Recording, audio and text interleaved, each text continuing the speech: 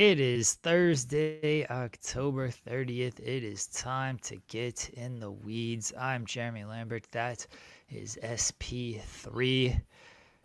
And I'm just going to go ahead and throw it to you, SP3, because I feel like it might be time to go back to church. I don't know what you're talking about, Jeremy. I'm very calm this morning.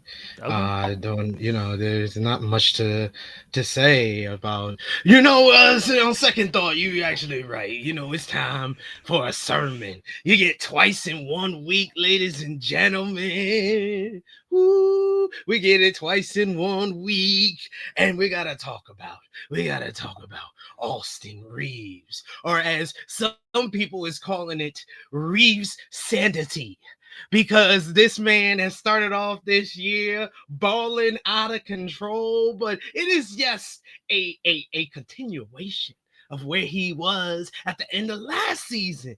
And do you know, Jeremy, that the great white hope, White Mamba, Austin 316 Reeves, that he more than anybody, he has averaged 24 points per game since early January of the last season. And this has just been a continuation of that. He has stepped up his game. He has had the back of Luka Doncic, of LeBron James. He is showing you how to be a sense of security in your life, because the Lakers have the security that their top two players can be out, but they got the third best player in the world. The third. I tried to tell Jeremy, he tried to deny it. He's looking foolish for trying to deny the fact that God tells you about security, Jeremy. You don't listen. You didn't read your Bible in church like I did. This is how I became a preacher of the Laker Church. And you know what I'm going to talk about today. I'm going to read a Bible verse. It's from Isaiah chapter 4, verse 10. So do not fear, for I am with you. Do not be dismayed, for I am your God. I will strengthen you and help you. I will uphold you with my righteous right hand. And that is the righteous right hand that Austin Reeves went in the last drive of the game. We were up by 20. We had the Lord working in our favor. But we had to get extra security because the wolves was at our doorstep. The wolves was at our doorstep. We thought we were safe from those wolves with those fangs. We thought we were safe with the 20-point lead in the third quarter, but we needed the security. We needed the righteous right hand of Austin Reeves with the floater in the lane. He did it again. Got there again. 16 assists. He will assist you. He will help others. He is our bastion of security. He's got a new nickname to go along with the Great White Hope. He's got a new nickname to go along with the White Mamba. Last night, Austin Reeves, 28 points, 16 assists, the game winner in Minnesota. 2 wins against a team that dismayed us. We talked about vengeance. We talked about getting revenge. Sometimes you got to get it off your chest. And we're seeing it through 2 games. We got the revenge off our chest. We feel renewed. We feel free from hate. Austin Reeves feels free from the shackles of being third. Now he is one. He is the one in 2-1 since he started this streak. He had 50 points. He had a 41 piece, and now 28 and 16. The 2-1, the one comes from Austin Reeves, our righteous right hand, a bastion of security, and currently the best player for your Los Angeles Lakers. Ladies and gentlemen, Laker Nation, that was your sermon. In the name of the Father, the Son, the Holy Kobe. Amen. Amen. played great last night. I mean, he's been playing great. I can't say anything bad about him. He's playing great. I mean, you admitted it yourself, SP3. If Chet was on the Lakers, he'd be the best third option in the league. So I'm not going to sit here and say Austin Reeves is still the best third option. Like, now, do I think that your disrespect of Austin Reeves is why he's playing this way? You didn't even let me finish. Again, you said it yourself. I didn't disrespect Austin Reeves. I was harking back to your comments about Austin Reeves. Now, do I think that Austin Reeves is playing like a number one option right now? Yes, I do. Do I think he's playing outstanding with a team that I don't think is all that good? Yes, I do. Do I think that Chet could play this way if he was surrounded by these guys? No, I do not.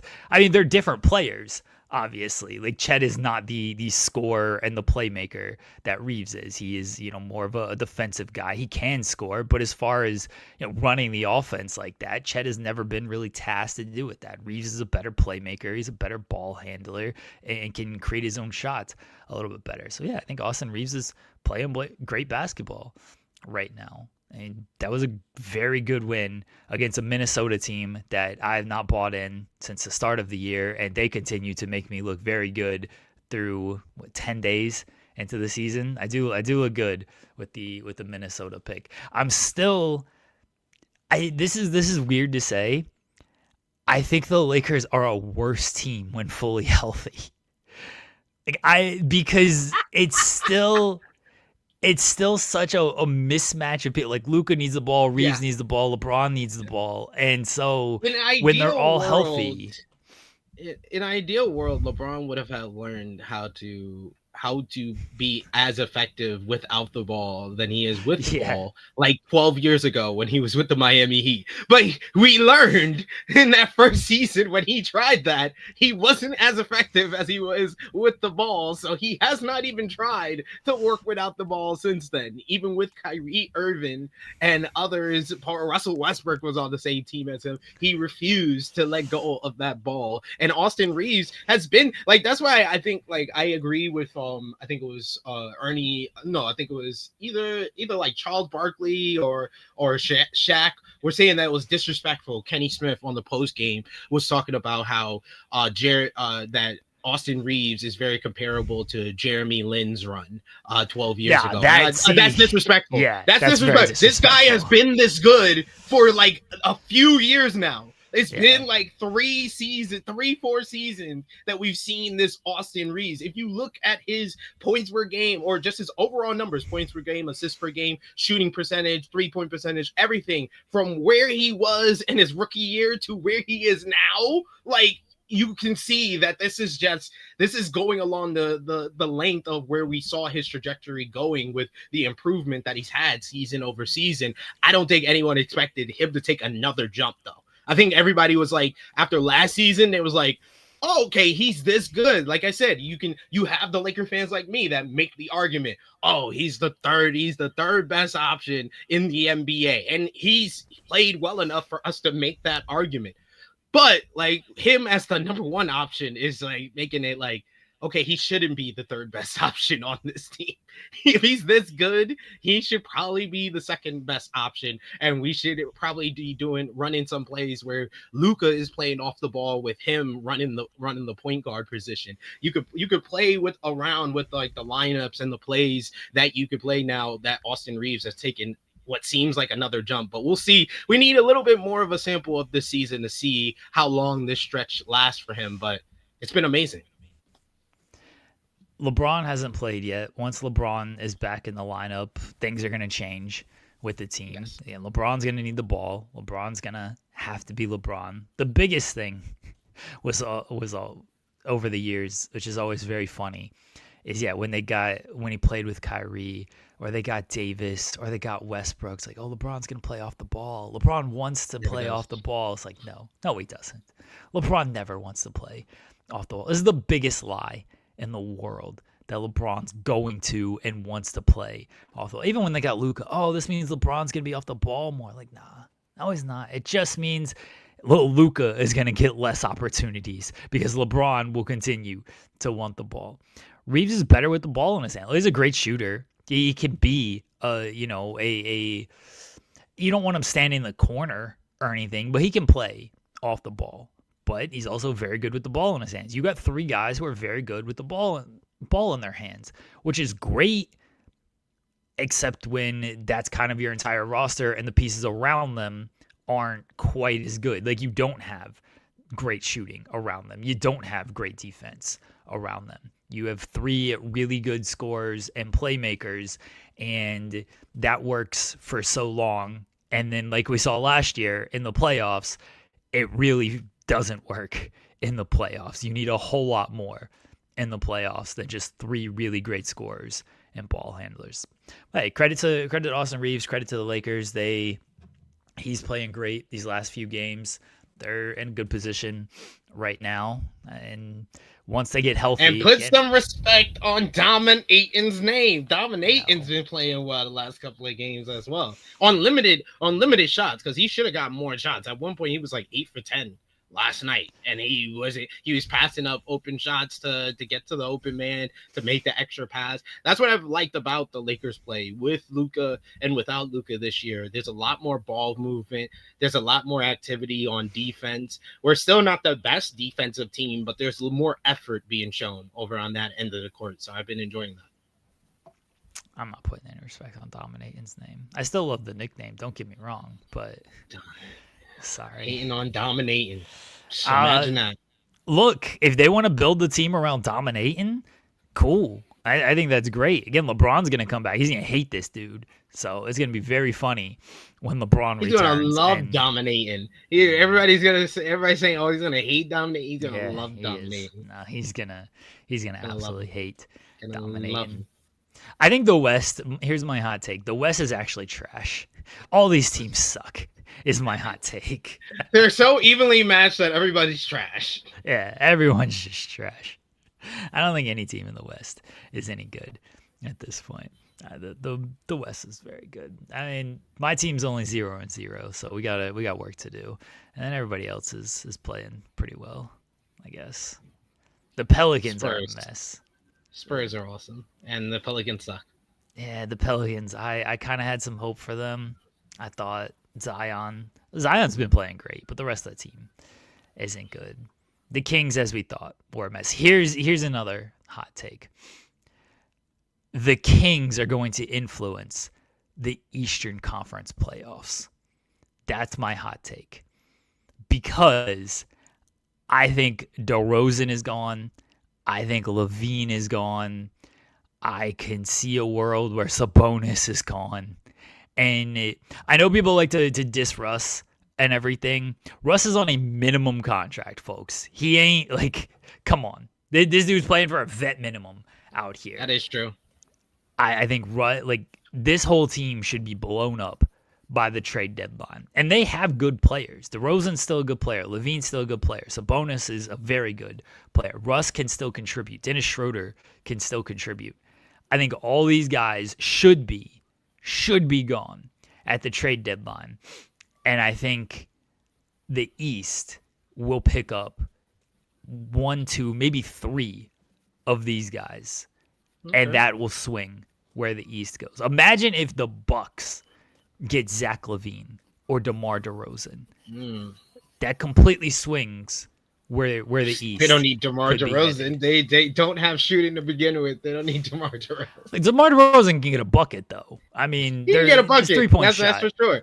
But yeah. I wouldn't. That you literally are just being a 2-point team if you get DeMar DeRozan on a team with Giannis Antetokounmpo.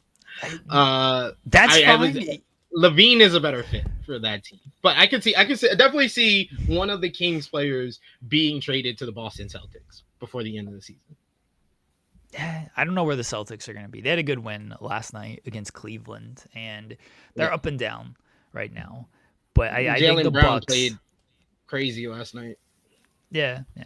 Oh, Levine is 100% a better fit for the Bucks than DeRozan because he is a much better 3-point shooter. But we're not gonna disrespect DeMar DeRozan, who still gets you 20 points a game and on high efficiency. Yeah, he doesn't shoot from three. I get that. But you need a guy who can create his own shot. He's an underrated playmaker. DeMar DeRozan can still, yeah, Louis says it, 2 and a free throw is still 3. Like, he still gets you. He can get you 3 just in a different way. Ones, though. He don't get a lot of and ones like that anymore. He will in Milwaukee. Now this. He'll get a better whistle in Milwaukee. Y'all are leaving a lot up to chance with this. DeRozan also is going to cost you less than Levine. That's another factor. Yeah. And things. Ain't like the Bucks got a ton of pieces to trade either. Like, you can get DeRozan for maybe a first, some seconds, and some player. So DeRozan's going to cost you less. We're going to sleep on DeMar DeRozan. He's going to get to the playoffs. He's going to be terrible like he always is. But we're going to sleep on DeMar DeRozan being, like, for a Bucks team that could use someone who could just get you a bucket. That could be a good pickup for them. So that's my hot take. Like, if somebody gets Sabonis now, like, imagine Sabonis gets traded like to an Eastern Conference team. Yeah, send Sabonis to Orlando. Orlando needs it. Orlando's looking bad right now. They looking rough. I don't know where he plays in Orlando. He played center? I don't think he fits in Orlando.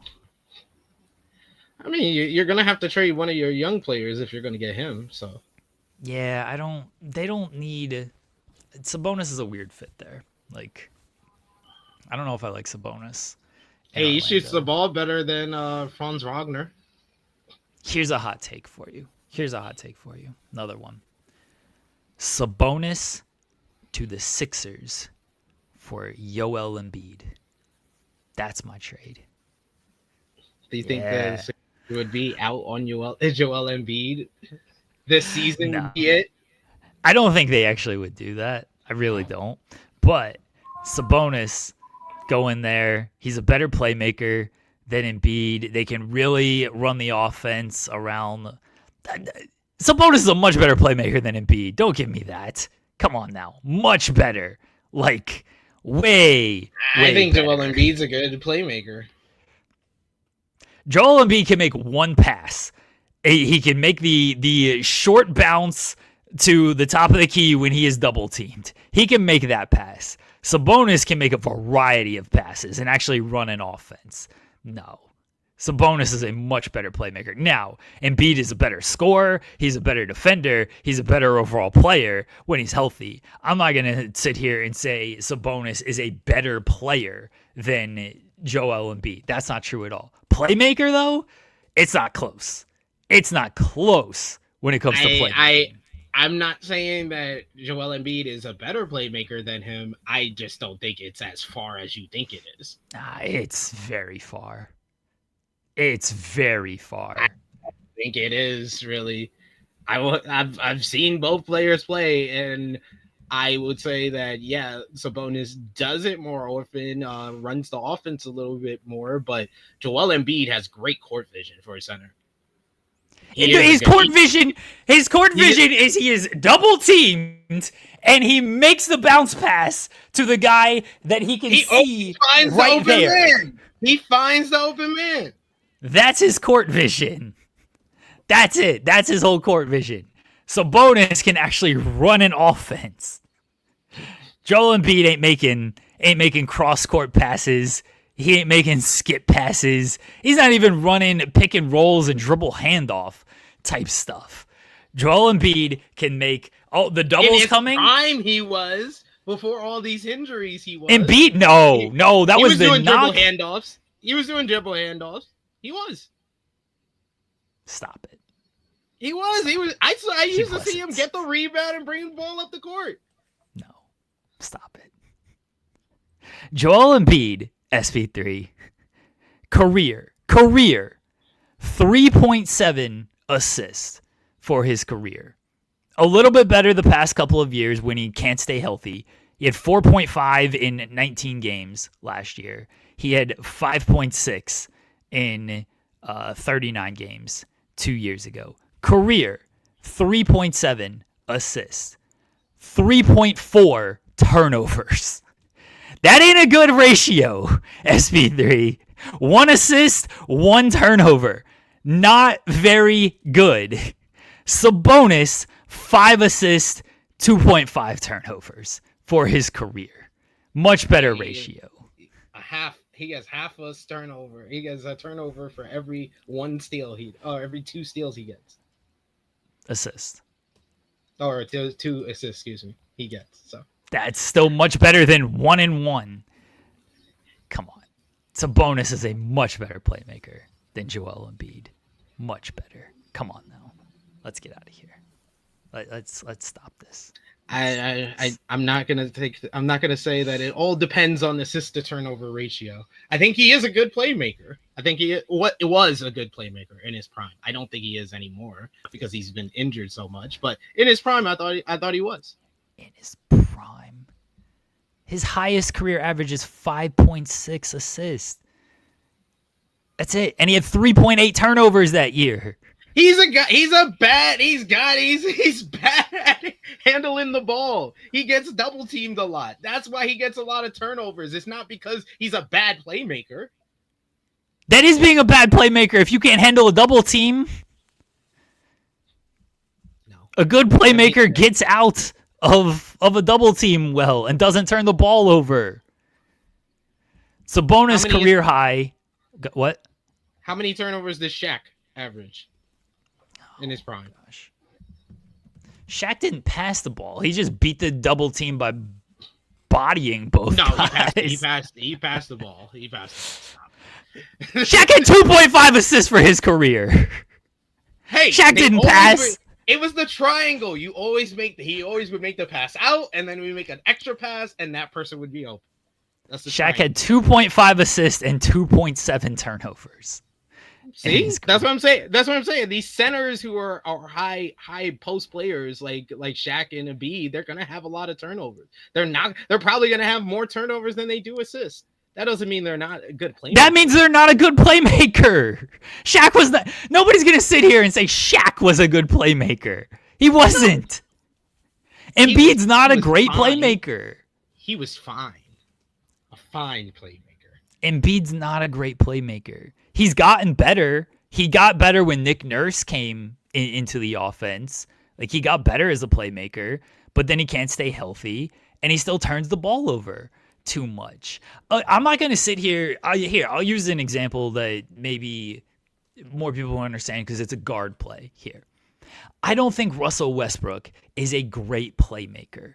He gets a lot of assists. Yeah. I mean, he averaged 10 assists multiple seasons. He gets a lot of assists. He also turns the ball over 7-8 times a game. I don't think, and it's not double teams, it's because he makes a bad pass or he just loses the ball or whatever it might be. I don't think he's a great playmaker. I think he has gravity, and so he makes good passes. He can drop off a pass to Adams. He can hit a guy in a corner off of a drive and everything, but he's not a great playmaker. And he's not a great playmaker because he turns the ball over so much.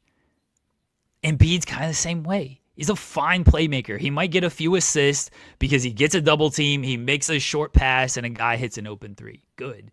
He still turns the ball over too much, and he does not read the game as well as someone like Sabonis. And he doesn't make as clean of a passes as someone as Sabonis. Russell Westbrook might average more assists in his career than James Harden. I'm not even sure if that's true at this point because Harden has really picked up his assist levels. Yeah. But James Harden's a much superior playmaker to Russell Westbrook. Much superior. I think James Harden's a better playmaker than Russ. Yes. Much superior. I don't the much and the by far stuff. That's where I get issues with. I don't think it's as much of a gap as what you're saying it is. Right. That's the only reason that we spent more than 10 minutes talking about Joel Embiid and Domantas Sabonis for a trade that's never gonna happen. Exactly, it's a hypothetical trade that Jeremy just made up, and we got nearly a half an hour of content. You're welcome. Look, folks, I know Joel Embiid is a better player. I admitted as much. He's a better scorer here. He is a better defender. He's a better overall center and big man than Domantas Sabonis. I'm not arguing that. I will argue that Sabonis could be a better fit in the Sixers offense because he is a better, much superior playmaker than Joel Embiid, and you can run more of the offense around Maxey, Edgecombe, and McCain whenever he gets back, and that he is also more available. He doesn't miss games. Embiid's going to miss games. Oh, yeah. Would you call Curry a playmaker? If the Sixers were smart, but they're probably not. I don't think the Sixers are going to do it, though. I think they have too much attachment to Embiid, and they're not going to fully give him up. Would I call Curry a playmaker? Wait, hold on. Would you call Curry a playmaker? His assists aren't high. I think Steph Curry is a good playmaker. His assists aren't high because he actually moves off the ball as a point guard. Like, his assists could be much higher if he actually ran more of the offense. But he plays off the ball so much and plays off the ball at a high level that Draymond gets so many assists. Like, I think Steph gets a lot of hockey assists. I think Steph's a good passer. He can make really good passes that a lot of I think he's a better playmaker than Westbrook. Westbrook might get more assists. I think Steph Curry sees the floor better and makes higher level passes than Westbrook. They both kind of they both have turnover issues. Russ's are far worse than Curry. Yeah. Steph will just make some egregious passes.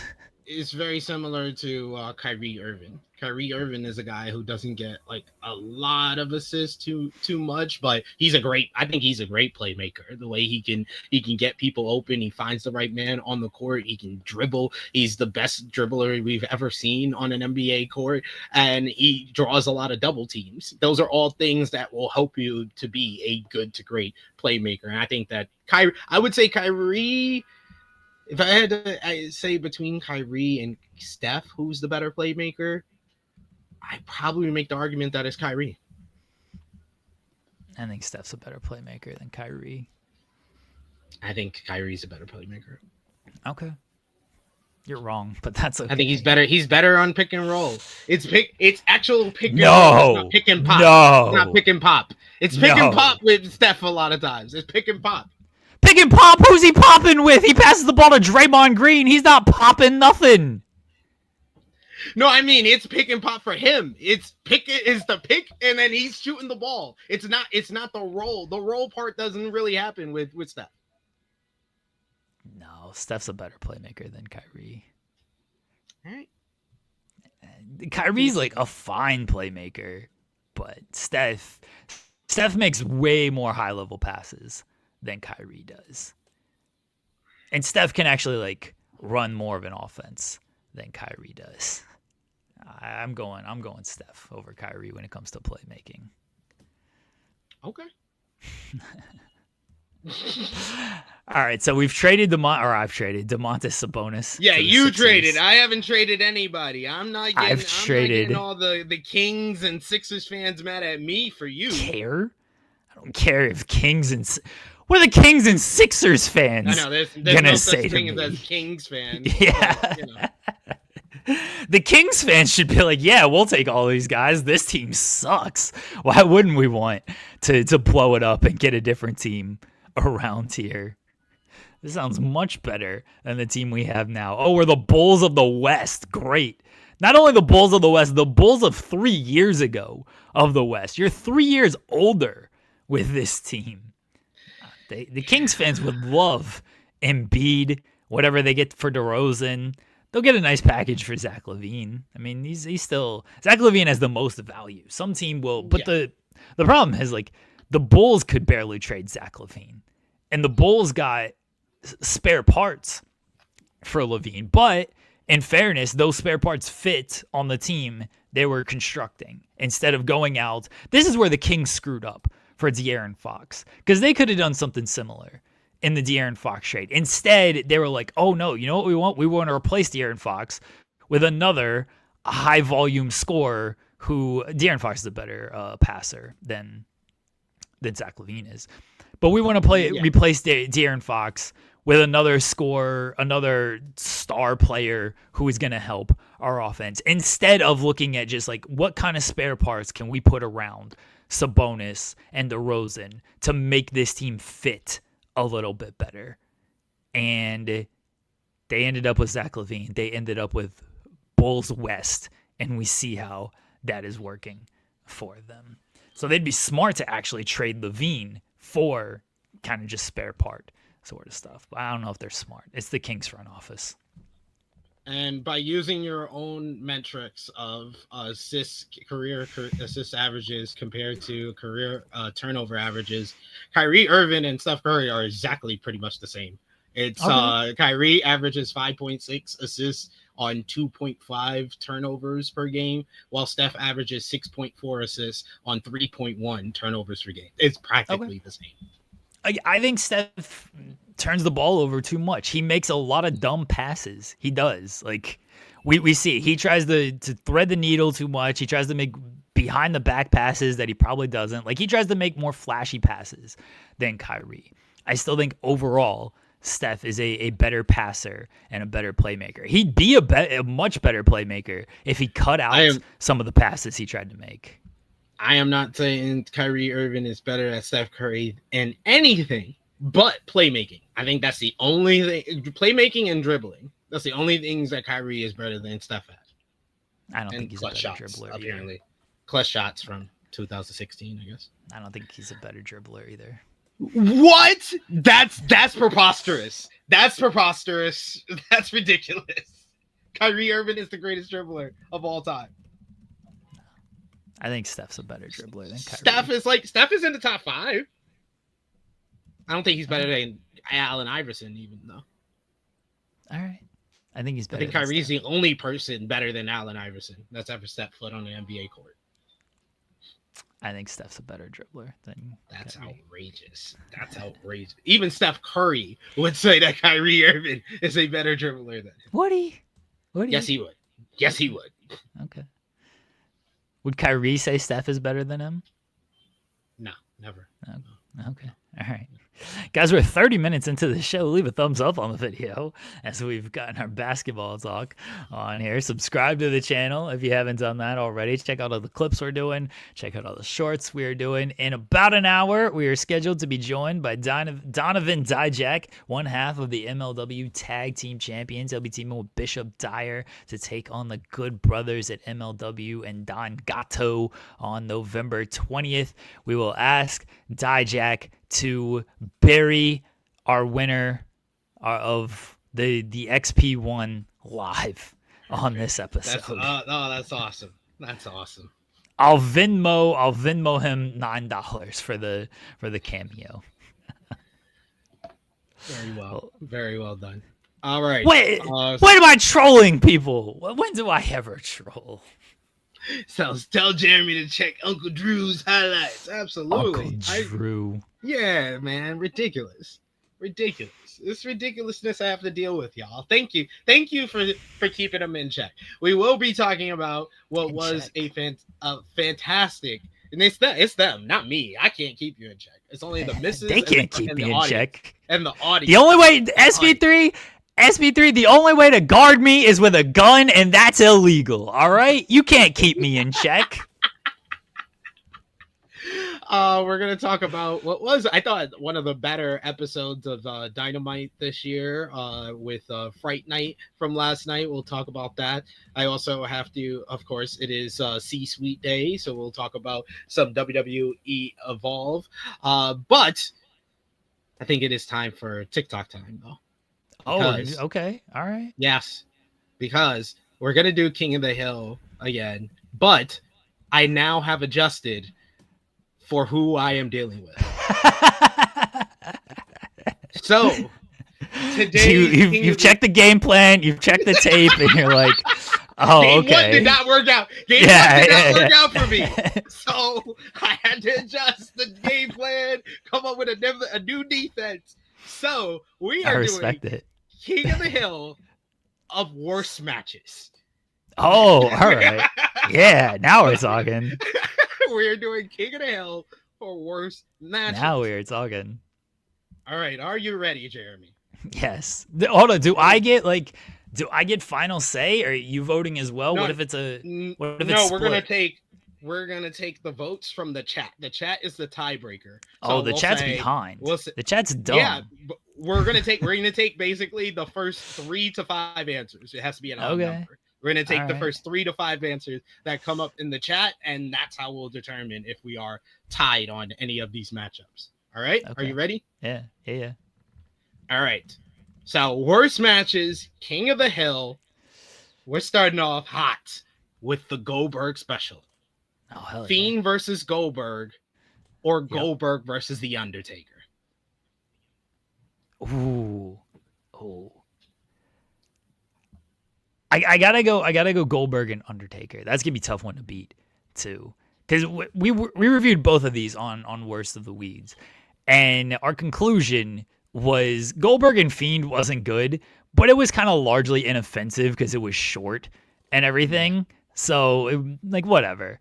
Goldberg and Undertaker is a train wreck of epic proportions. So man, that's gonna be tough to beat. Like that's gonna be tough to beat overall, because I think that's our number 2 match behind Jenna and Sharmell. So you gotta really have something here to beat. I mean, it might have to be Jenna and Sharmell, but you gotta really have something to beat Goldberg and Undertaker.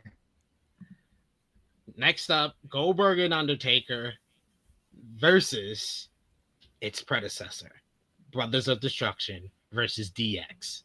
Oh, that match sucked too, but I still gotta go Goldberg and Undertaker. I will say, for Brothers of Destruction, that's a much longer match, and so I take that into account of like, oh man, I got to sit through like a 20-minute match instead of a 10-minute match. But Goldberg and Undertaker, someone nearly dies in that match. 2 people, maybe. I will say for Brothers of I will go with Goldberg and Taker as well, because I feel like it took longer for Brothers of Destruction versus DX to fall apart. It falls apart so fast in Goldberg versus Taker. It falls apart before Goldberg gets in the ring because he concusses himself. Then you got Goldberg versus Taker versus Bret the Hitman Hart versus Vince McMahon, WrestleMania 26. Oh, that match did suck. But it sucked for reasons that were kind of out of their control. Like, Bret's just old. Vince just wasn't good. And they decided, hey, let's just do a bunch of chair shots and everything. Goldberg and Undertaker, like, they thought that was something.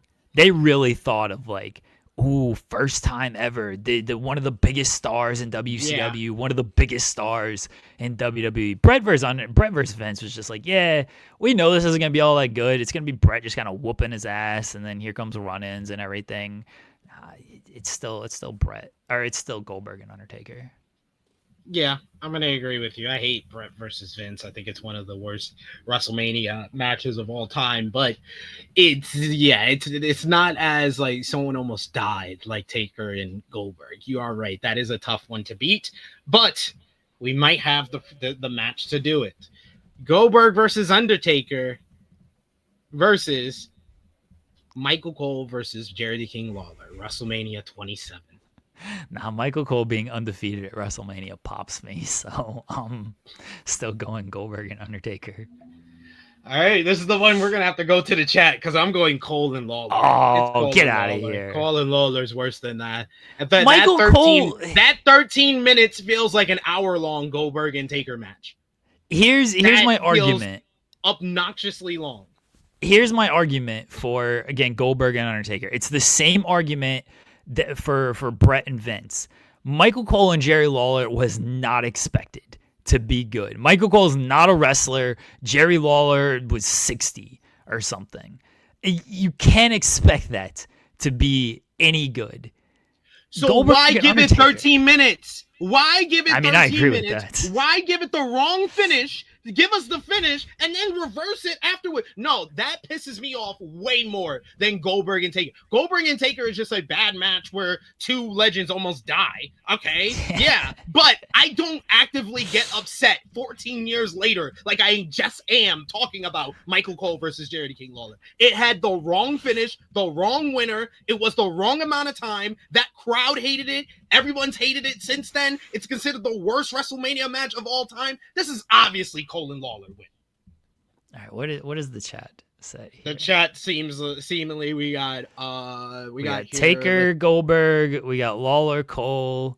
We got Lawler, Cole. Lawler, Cole.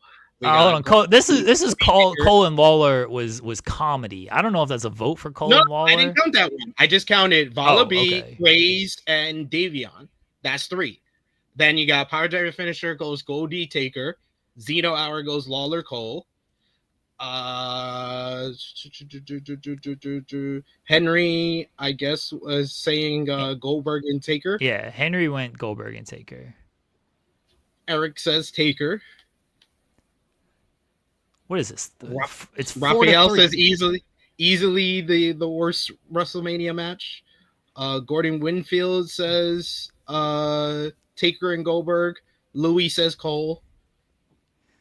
And Raphael says, I don't know if you already counted Raphael. Raphael said Cole and Lawler. So Cole and Lawler.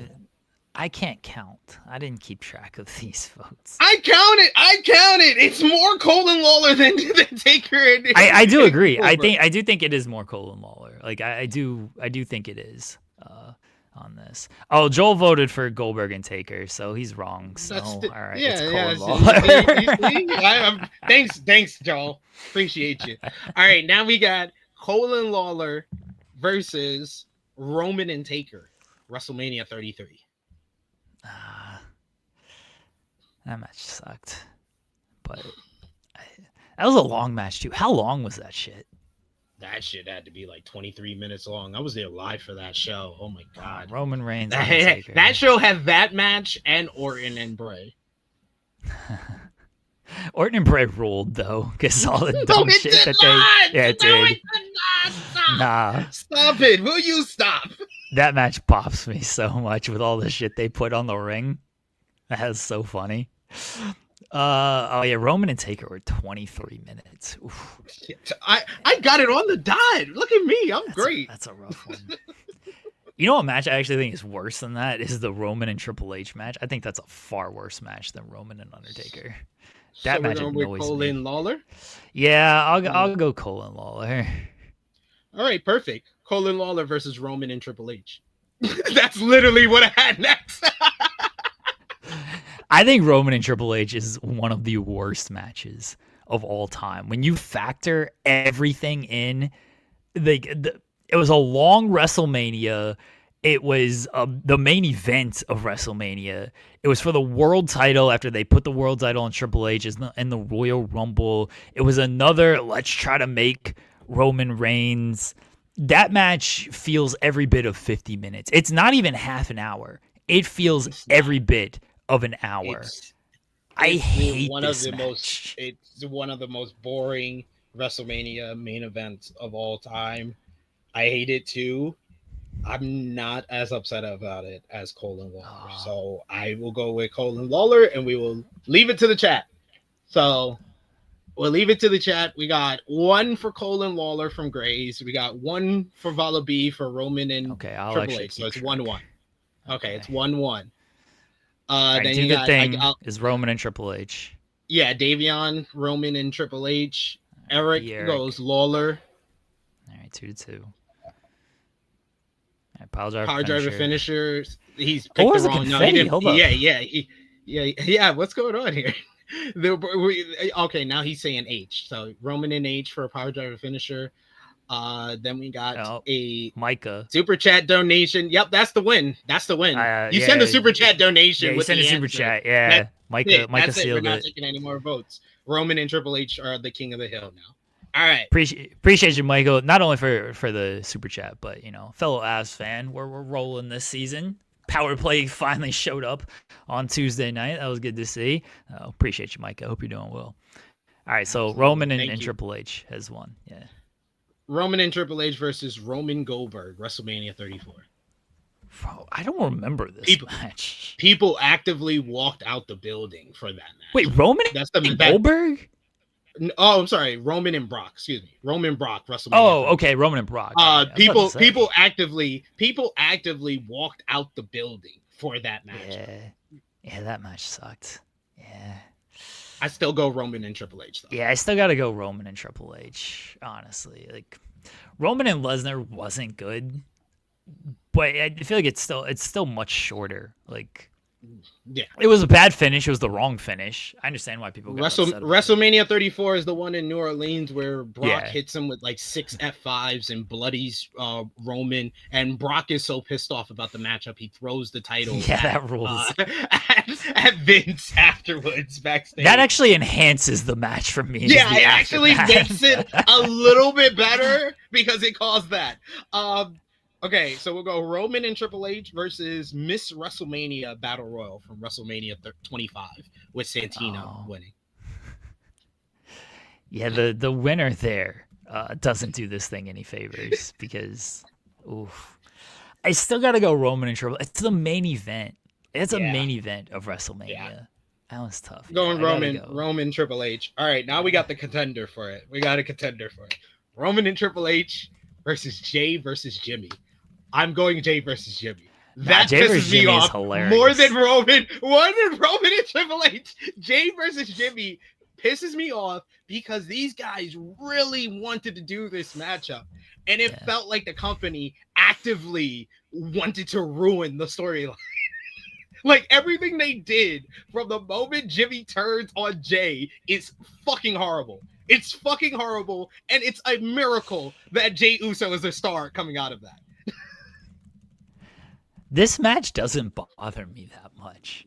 I can objectively say it's not a good match, but I'm like, they're spamming super kicks. They're doing the let's talk to each other. Like, they're trying to do the drama stuff that no one cares about. Jimmy has to yell at his daughter to pay. That's hilarious. Oh my god! Like, that makes the match better to me. I'm sorry that a match can be funny, but it's still horrible. It's hilariously horrible, which makes it a better candidate to be our King of the Hill for worst matches. I feel like a worst match with charm that is so bad that you get like laughter out of it and it pisses you off at the same time. I think that is a quality that Roman and Triple H don't have over Jimmy and Jay. This is where I'm gonna disagree with you because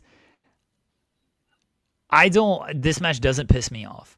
And if I can find some like humor in it, then I actually enjoy it. Like, you know how I am. So it's not necessarily that the match pisses me off. It's everything up until the matchup pisses me off because it's literally like this company is actively trying to fuck up these two brothers' first ever WrestleMania match. But that has nothing to do with the match. In retro, no, yes it does. The build has to do with the matchup. How I feel about the matchup going into the matchup, it does dictate how I'm going to feel coming out of the matchup. So all of my feelings coming into the matchup still stayed with me because the match was not good as well. On top of all of that, on top of a horrible, really era-defining for Triple H, because I agree with Louis. This was the first sign that Triple H, the decline was coming. This was the first sign. And he ruined the bloodline. One of the greatest storylines of all time.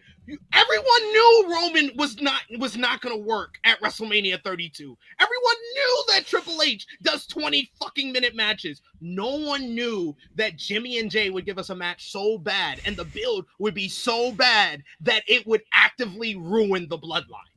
This matchup is way worse than Triple H and Roman, and the chat has pretty much confirmed this. It seems like everyone's saying Jimmy and Jay. Y'all got recency bias. Y'all don't remember. No, it's not recency bias. It's literally all the reasons that I just listed down. I listed down multiple reasons other than it was too long and it's the main event of WrestleMania. I can give you. Roman has and Triple H has against it. No, you mentioned like the build being terrible. Let's talk about the build to Roman and Triple H. That build was god awful as well. Then starting with Roman winning the title at Survivor Series and then immediately getting cashed in on by Sheamus and then winning it on Raw and then getting stripped of the title and then putting it up for a battle royal or the Royal Rumble and Triple H winning. He was made to defend it in the Rumble. That was still dumb. Whatever. It was all dumb. And then Triple H winning entering last and winning the friggin' Rumble and the whole thing with the Roman fighting the build to that completely sucked. But as But like well. that, it's a part of a grander, horrible story, which is the WWE making Roman Reigns into the top guy. This Jimmy and Jay is a part of the greatest storyline, one of the greatest storylines in WWE history, and that match can be really tracked to as the defining moment of the decline of the greatest storyline of all time. I feel like that's more significant than just Roman and Triple H. I think it's kind of significant that they tried to make Roman Reigns so often, so often, dating back to The Rock. You're booing him when he just won in I feel like Philadelphia. that's worse. I feel like that's remembered more than the Triple H matchup. Even though I feel like the Triple H matchup is as bad as that, but what's remembered more as like that defining of the fans have rejected Roman Reigns. It's the Rumble over the Triple H match. I think when people think about the decline of the bloodline, what was the first sign that the bloodline it was a wrap? Is when they built up Jimmy and Jay for a freaking year and it blew. All right. But it seems like the chat says Jimmy and Jay are That's going to fine. be the victor. It might not I hold think you the down for long. I think the chat has recency bias. I don't think you do. You're very No. smart and you've made good points. The chat's dumb. The chat has recency bias. We got Jay and Jimmy from WrestleMania 40 versus Ronda Rousey and Shayna Baszler from SummerSlam 2023. Oh, so this is kind of like the same thing. Is I didn't have high expectations. I said this match was going to be bad if they actually tried to do their fake MMA. I remember on this show, I'm like, you know what they should do? Shayna Baszler wins in 10 seconds with a flying knee. Because that's shocking. That's something different to go out there and give the audience. Because if they try to do fake MMA when we know they're both real MMA fighters in front of a wrestling crowd, it's not going to hit. The crowd does not care enough about Rousey and Shayna for them to get behind a fake MMA match. And that's exactly what they did, and no one cared. And I was like, yeah, that went exactly how I thought. I thought that this was going to go. Jimmy and Jay, I legitimately think like Ronda and Shayna's a worse match. Because again, I find the humor in Jimmy and Jay. I think it's funny how kind of bad it is. I can appreciate how bad it is. Same thing with Triple H and Romans. Like I just think the match sucks and it has no redeeming quality for me. And that's how I feel with Shayna and Ronda as well. It's a bad match. There's nothing redeeming about this match. I think that's a worse match, but I understand people are gonna go with Jimmy and Jay here. Yeah, I will say, yeah, Ronda and Shayna is horrible, but I'm not upset about it. I'm still upset about how badly they botched Jimmy versus Jay. Like they literally have done this. They had the bar set in '94 with Brett and Owen, then went down in 2009 with the Hardys storyline when it wasn't supposed to be Matt. It was actually supposed to be Christian Cage who tried to kill his dog and run him down on the road, but it's actually his brother, which is sicker and demented, and that led to a WrestleMania matchup. And then we went from that to Jimmy turns on the bloodline, then decides, no, I don't want you to be the tribal chief. I'd rather the guy that I turned against to be the tribal chief. I'm going to turn on my brother, my twin brother, who I convinced to leave the bloodline. I'm going to turn on him to rejoin the bloodline. And I have a theme song that says, I'm on my own, Oos. What? What are we So here's where we defer. SP3 differ. I think it's differ in this. Here's where we differ on things. You are seemingly more upset. I know you don't think the match is good or anything, but you are more upset about like everything that went into this and the build up to it and it ruining the bloodline, or at least the decline of the bloodline story. And me, I don't care about that. And I'm not saying either of us is right or wrong on this. I understand your perspective. We have different perspectives. Like another reason why I picked Jimmy and Jay over Roman and Triple H is that was never the plan. Roman and Triple H, that was literally thrown together because WrestleMania 32 is remembered as the injury-ridden WrestleMania. They literally planned out Jimmy and Jay for a fucking year, and still found new ways to fuck it up along the way. And then the match wasn't good, and it just has a couple of funny moments because they overused the super kick, and Jimmy's daughter is not watching the matchup. I'm sorry, that's not enough redeeming qualities for how bad the buildup was, and then how bad the match was. See, again, this is where we differ. Is none of this bothers me as much as it bothers you. All this is funny to me that they put all of this planning into it, and they did. Oh, it's the bloodline, and this is how the decline of everything started. I'm going with what was an actively worse in-ring match, and that's why I don't like Roman and Triple H as much as Jimmy and Jay. I don't think, like, Jimmy and Jay's not good. I'm not gonna sit here and pretend that Jimmy and Jay is a good match or anything, but it didn't actively anger me and like make me want to just turn off my television and be like, I'm over this shit. I could watch Jimmy and Jay again and get a laugh. If it did for you, I understand that. Yeah. I can laugh. I can watch Jimmy and Jay again and be like, yeah, this is dumb as hell. This match sucks. But I can laugh at it. I cannot watch Triple H and Roman Reigns again. I would just be like, no, this all sucks. I just want to turn this off. That's where we have a difference of opinion on how we're great. And again, I'm not saying either of us are right or wrong. That's just the mentality that we have when it comes to this. All right. I don't get. They didn't plan for these funny moments. It's still hilarious that they happened. So funny to me. Yeah, this is really what I'm doing. I'm just coming up with more reasons why Jimmy and Jay. It's very good. Is so horrible. I appreciate like how much you hate this match, honestly. But I really do. I think it's finally found this match: Jimmy and Jay versus Orton and Bray, WrestleMania 37.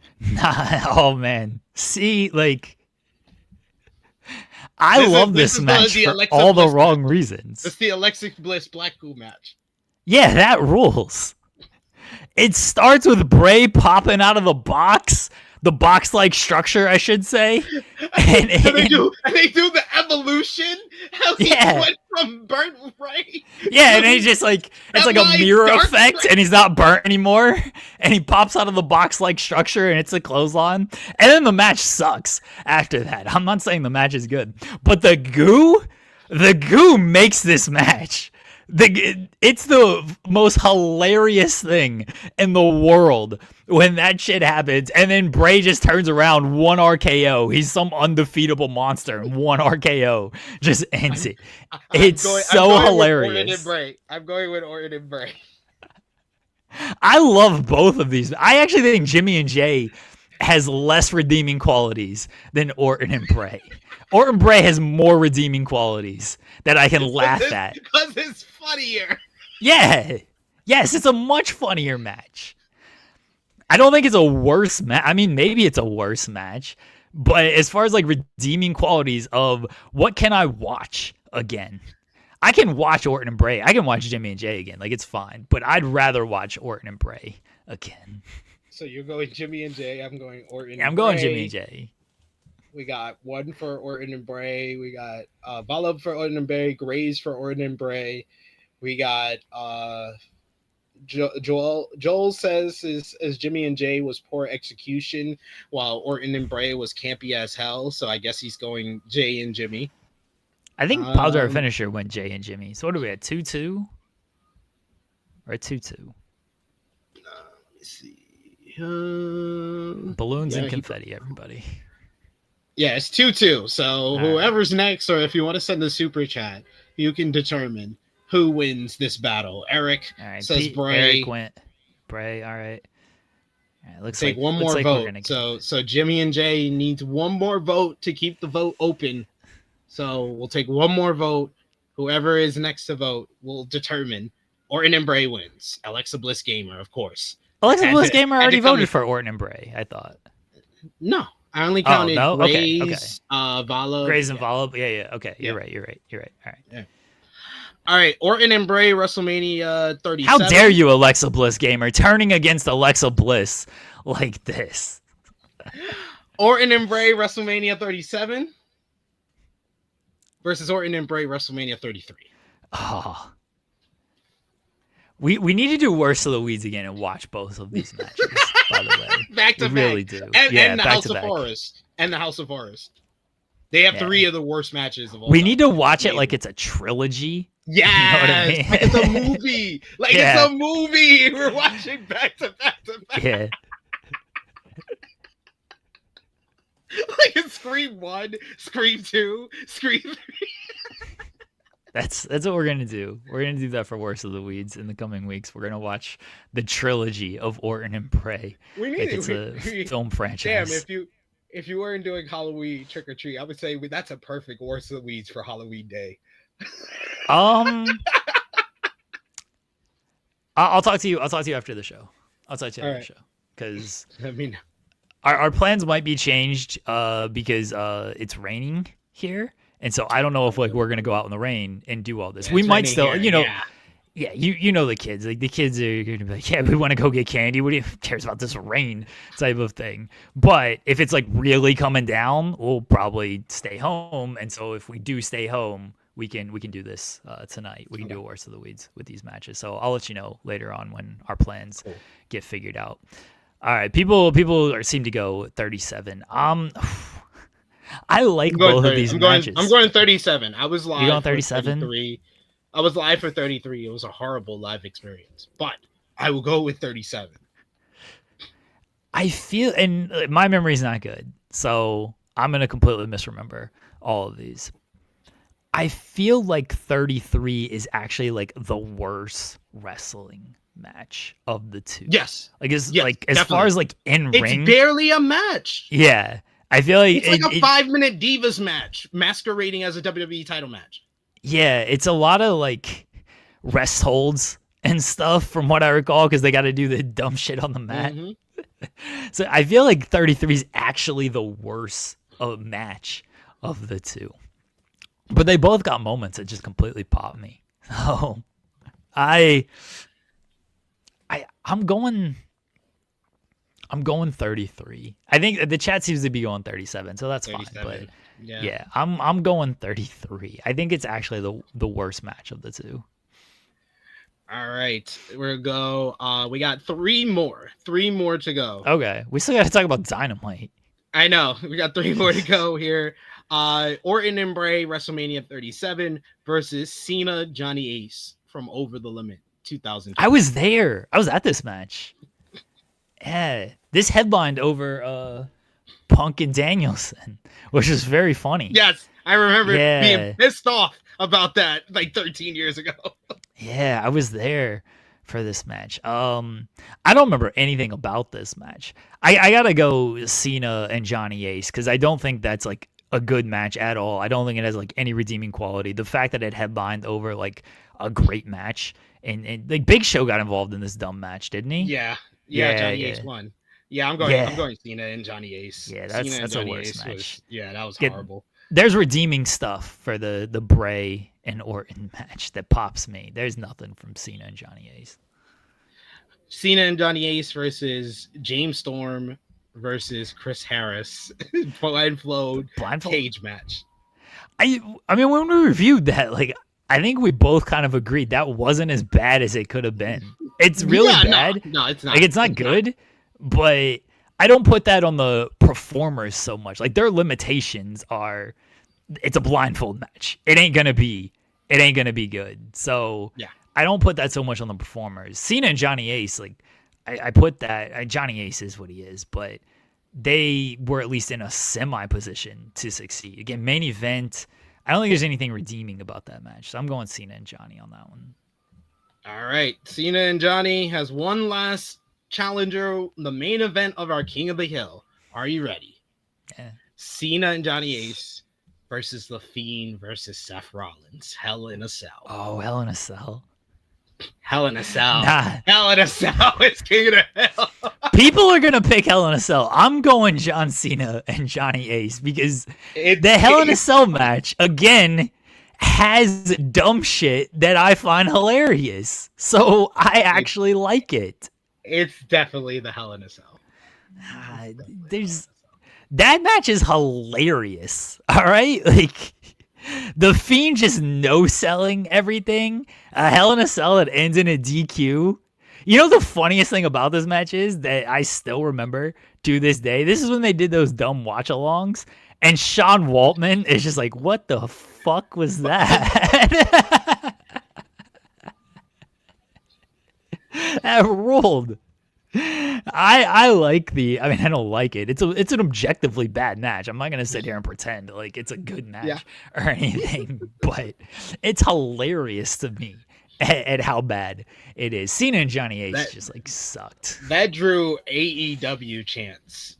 Yeah, that was. See, that's funny. That finish was. That's funny to me. I'm going with Fiend and Seth here. So That's the chat funny to has me. to decide. We got one from Raphael. Oh, they went Fiend and Seth. They went Fiend okay. and Seth. We don't have to check this. Yeah, they went Hell in a Cell. Which I figured they would. I understand why they would, but to me, it's funny. Your sense of humor is so weird. I love it. Y'all are some haters. Haters. So Fiend and All Seth is our King of the Hill for worst matches. We have plenty other worst matches, so we will keep it as the King of the Hill for the next one that we do. Okay. All right. We're gonna potentially watch, not that match. We will watch that match at some point. We're gonna potentially watch sooner rather than later, maybe as soon as tonight, the Fiend and Orton trilogy for worst. The horror trilogy. Yeah. All right, let's talk about Dynamite. We can start on Dynamite. Yeah, we can start on Dynamite. Again, Donovan Dijak scheduled to join us in about 20 minutes, so we'll get his thoughts on Dynamite. And Dijak likes giving his opinions on these things. Dynamite closed with Samoa Joe winning the four-way fight at Fright Night Dynamite to earn a shot at Fright Night Hangman four-way. Page. And they call it a fight, though. It's like the Fright Night four-way fight. They call it a fight. Fright Night, yeah, Fright Night four-way fight. That was what. Yeah, Fright Night four-way fights on Dynamite. You know, Tony was like, "Yeah, let's rhyme all these words together out here." So Samoa Joe won. He choked out Hook to earn the shot at Hangman Page at Full Gear, and then after the match, Tony Schiavone comes out like, "We're gonna do the contract signing now," and Samoa Joe's like, "Okay." That was weird, but sure. The ops come out. All the costume people come out. There was a giant chicken, and there was the Stay Puft Marshmallow Man, which was a callback to Hangman being the Stay Puft Marshmallow Man years ago, and so they thought that Hangman was the Marshmallow Man. They beat up all the guys in the costumes. Hangman was not the Marshmallow Man, and they cleared the ring, and Samoa Joe and the ops were like, "Yeah, you got to come smarter than all that, Hangman."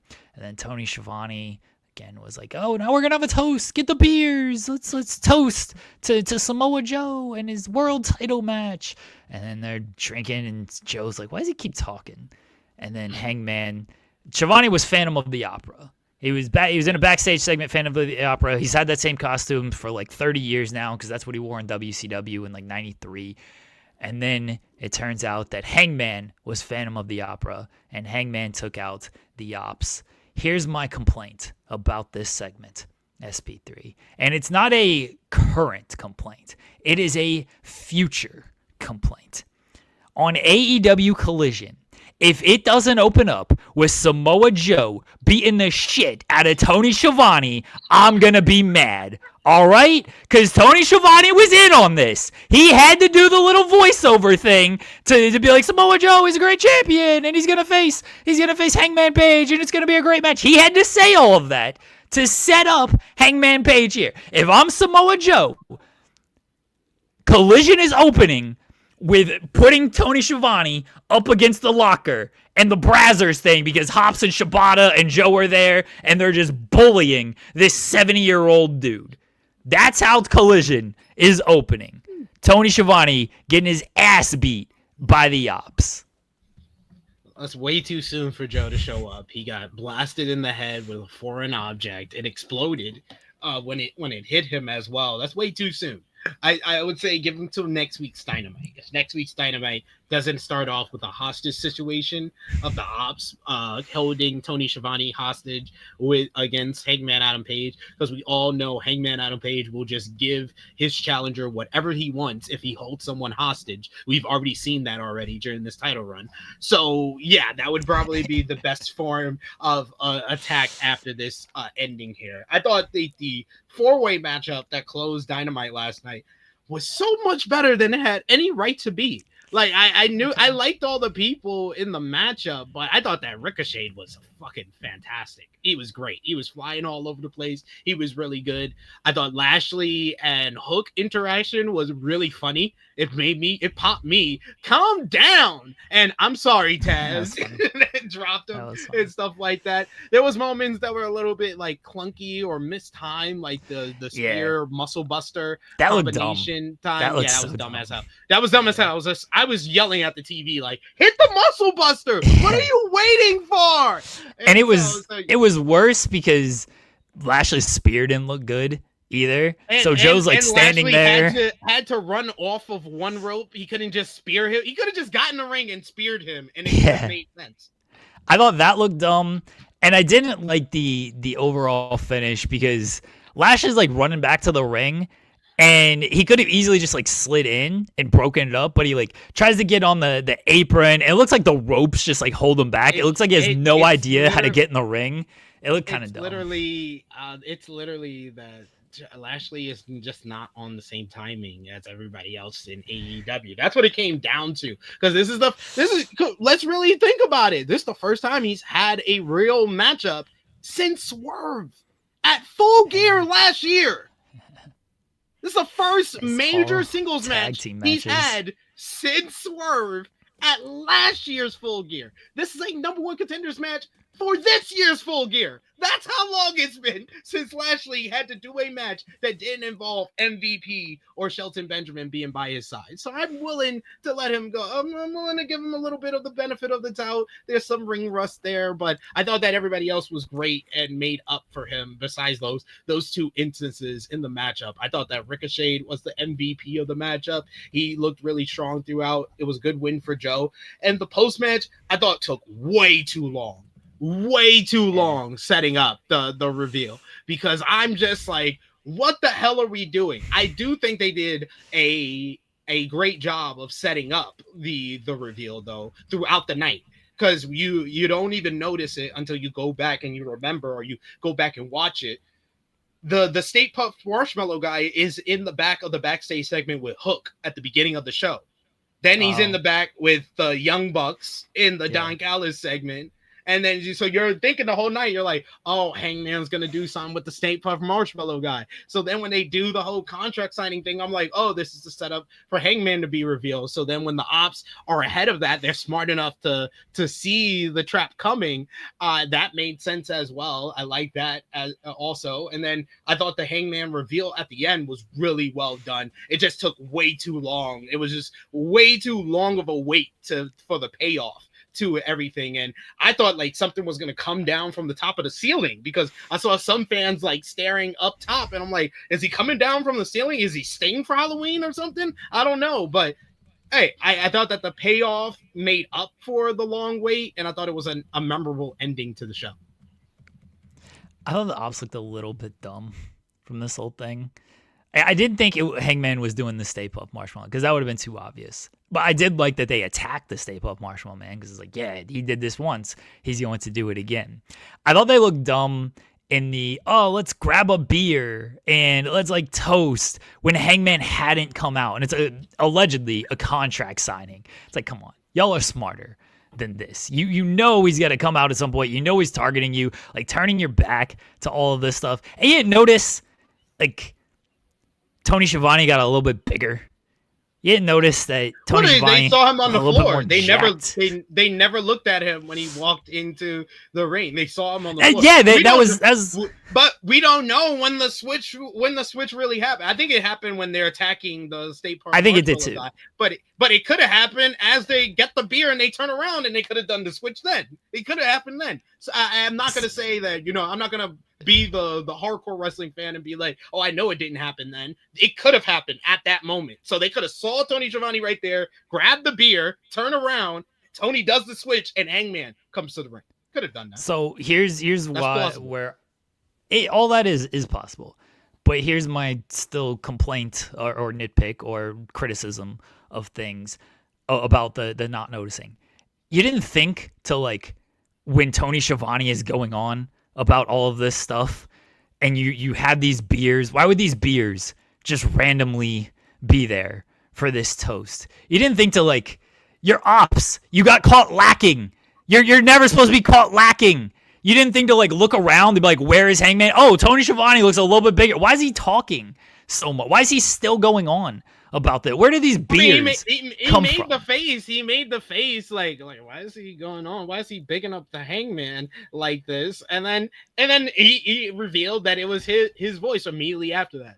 Immediately when they started realizing that something was coming on, was going on, that's when Hangman pretty much revealed. Shibata and Hobbs got to be a little bit more aware of things. Joe has got to be a little bit more aware. To be fair, it's only Joe. It's only Joe. The only person in the ops that have shown any type of agency as a character is Joe. Well, then he needs better friends. If you're gonna say we don't get caught lacking, and you got caught lacking like that, you better find some people who don't get caught lacking. Hey, he got caught lacking once. He'll get his revenge. He get his revenge for that. I trust in Joe. But I think their matchup after Joe needs to beat the shit out of Tony Schiavone on Saturday. No, he needs to recover. He got hit with recover from what? Object. He got hit with a foreign object. What are you talking about? He's Samoan. Nope. Foreign objects are basically made of the material of vibranium, which the Samoans are actually, susceptible to. So. He is Samoan. And, all right, fine, he got hit with a foreign object, whatever. Hobbs and Shibata just got hit with a clothesline. Then they should be beating the shit out of Tony Schiavone on Saturday. They ain't out for a week. They need to prove themselves after they got caught. Are they scheduled to be on Collision on Saturday? Who cares if they're scheduled? What is this? They're not scheduled. That's their day off. They might want to take their day off after that assault. Then again, if I'm Samoa Joe, I need to find better friends because they got caught lacking and they ain't going after the dude. You know he's going to be there on Saturday. He calls Collision every week. They better be on his ass on Saturday. And if not, I'm getting better friends. We don't know. We don't know if Tony Schiavone has already gotten protective services, Then let him get protective services. That's fine. Hobbs and Shibata shouldn't be afraid of that. Come on now. Come on. They don't want to get arrested. Services. Hobbs got a record. What are you talking about? Arrested. Does Hobbs have a record? Let's not put that out there if he doesn't. I don't know. I don't think Hobbs has a record. I don't think that's a thing. I know he's been shot. That's a thing. Or his brother got shot. But yeah, I don't think Hobbs has a record. Yes, I apologize if anyone believes me when I'm talking, obviously joking this whole entire time. I'm sorry if that was the point where you were like, oh man, he's being serious. Shibata's got a record, all right? He had his brain removed. That's not normal out here. Joe's got to get better friends, is all I'm saying, if this is what it comes down to. They got to be beating the shit out of Tony. He got too cocky, and he got caught with it. He got caught for it. Hangman got the last laugh. But that wasn't the best four-way on last night's show. Oh, my God, that four-way tag match was fantastic. I loved every minute of that one. I knew I would because I enjoyed the All-Star 8-man tag on Collision on Saturday, but I thought this match was even better than that one. This was nonstop, and I thought that he did a great job of telling different stories, whether it was the rivalry between FTR and Jet Speed, the rivalry between the Bucks and FTR, the Bucks and Jurassic Express, the Bucks trying to re-find their mojo. That whole sequence, when they went Super Kick Party crazy, I was getting hyped. I was like, let's go, Bucks, we back, baby. And when they go for the EVP trigger, I was like, oh, damn, they're going to win. And then Kevin Knight kicked out. I was like, ah, damn. Damn. Jurassic Express are just great as this babyface, high energy tag team. But the MVPs of the matchup last night was Jet Speed. Jet Speed was fucking incredible. Kevin Knight just showing all the hops in the world. Speedball Mike Bailey was always in the right spot. The avalanche drop kick, stand up drop kick to Jack Perry, taking out the pile on the outside. The double, and when they pose to the crowd, it's not like they are like costing themselves. They're getting the crowd involved in the matchup, and then they immediately hit their move. Whereas with like Luchasaurus, and he does his big locomotions in the corner, and then he does the double shoulder block, double clothesline, and then he poses on the second rope. I'm like, you're wasting time. Go for cover. What are you doing? The crowd is already involved in this matchup. You don't need to pose. That's why I love Jet Speed in comparison to Jurassic Express. But love that matchup last night. And I thought FTR was the right choice. I suspect FTR and Brodito going to be a great matchup. But I suspect this is the setup for Copeland and Christian to return in New Jersey. That's even worse. I thought FTR was going to win. I picked FTR to win because it made the most sense as the heel tag team against Brodito. It also just felt like a safe and boring choice, and that annoyed me. I wanted something different out of this. I would have preferred a Young Bucks win. I would have preferred a Jet Speed win. I would have really preferred a Jurassic Express. You've seen FTR versus Brodito as many times as you've seen Young Bucks versus Brodito. What's the difference between FTR winning and Young Bucks winning? I prefer the Young Bucks over FTR. That's the difference. That's just rude. I don't have anything against FTR. They just don't do a whole lot for me. Yes, they're great. They're great. They're one of the best heels in wrestling today. I'm sorry. I'm too much of a heel enthusiast for me to allow you to talk any type of bad about FTR, the modern day Midnight Express with Black Jim Cornette with Stokely Hathaway. They've been the best heels in AEW this year. That's disrespectful. I love the Bucks. I love their character. I've been loving the Broke Buck saga.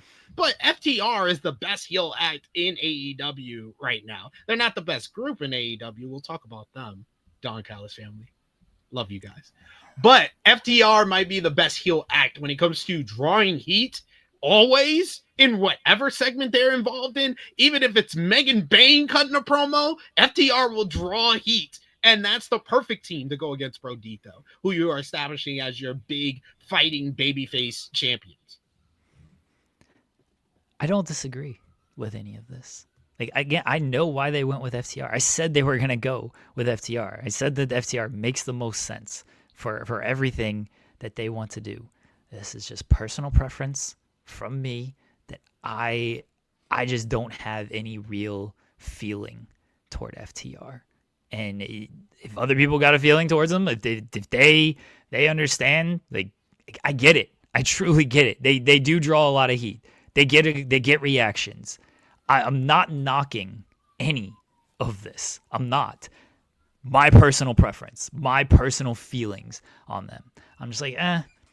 And you know the problem with this. It's a me problem. I fully understand that. But it's also an AEW problem because they're the ones who booked this.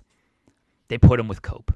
And once you're attached to Cope, I just can't get into it after that. You got to do something else. After the match with Brodito, and maybe even in the coming weeks as they build the feud, I'm like, you know what? All right, I'm all in on FTR right now. But they're coming off the Cope stuff. And I know there was a little downtime between with the Jet Speed and Willow and everything, and they had some great segments there. But it's still too close to the Cope stuff. And when you're telling me Cope is going to be coming back off this, it's too much. It's too much. And that's why I'm a little down on things. That's all. It's a me problem. I get it. I fully admit it's a me problem. I'm not telling anybody else they got to feel like this. I think FTR is great. I do think they're one of the greatest tag teams ever. I do respect how good they are on the mic and how much heat they get. I do think it's getting a little overplayed of like, hey, let's find somebody in the front row and yell at them every single time. Because I'm just like, okay, somebody needs to punch them. Somebody needs to punch him. It's a very 1980s heel tactic, I will say, but it works for them. So I'm not too offended by it, but I can understand where you're coming from. our guest is here. He's got his championship belt. He's got full setup here. If he's ready, he's good to go. All right, folks. He's been on the show before. He said cameos on this show before, which I don't even know if he knows that it was to this show. We'll see if we get him to bury our chat live on this show. Now, he is one half of the MLW Tag Team Champions, along with Bishop Dyer. They were scheduled to face the Good Brothers, Doc Gallows, Carl Anderson at MLW Don Gato on November 20th. We're excited to welcome back the one, the only Donovan Dijak. Dijak, how you doing? I am excellent. I'm swimming in the weeds. How are you? We're doing well. Have you ever wanted to punch a kid or a fan in the front row who was just like talking shit and you're like, just shut the hell up, and you just want to punch them in the face?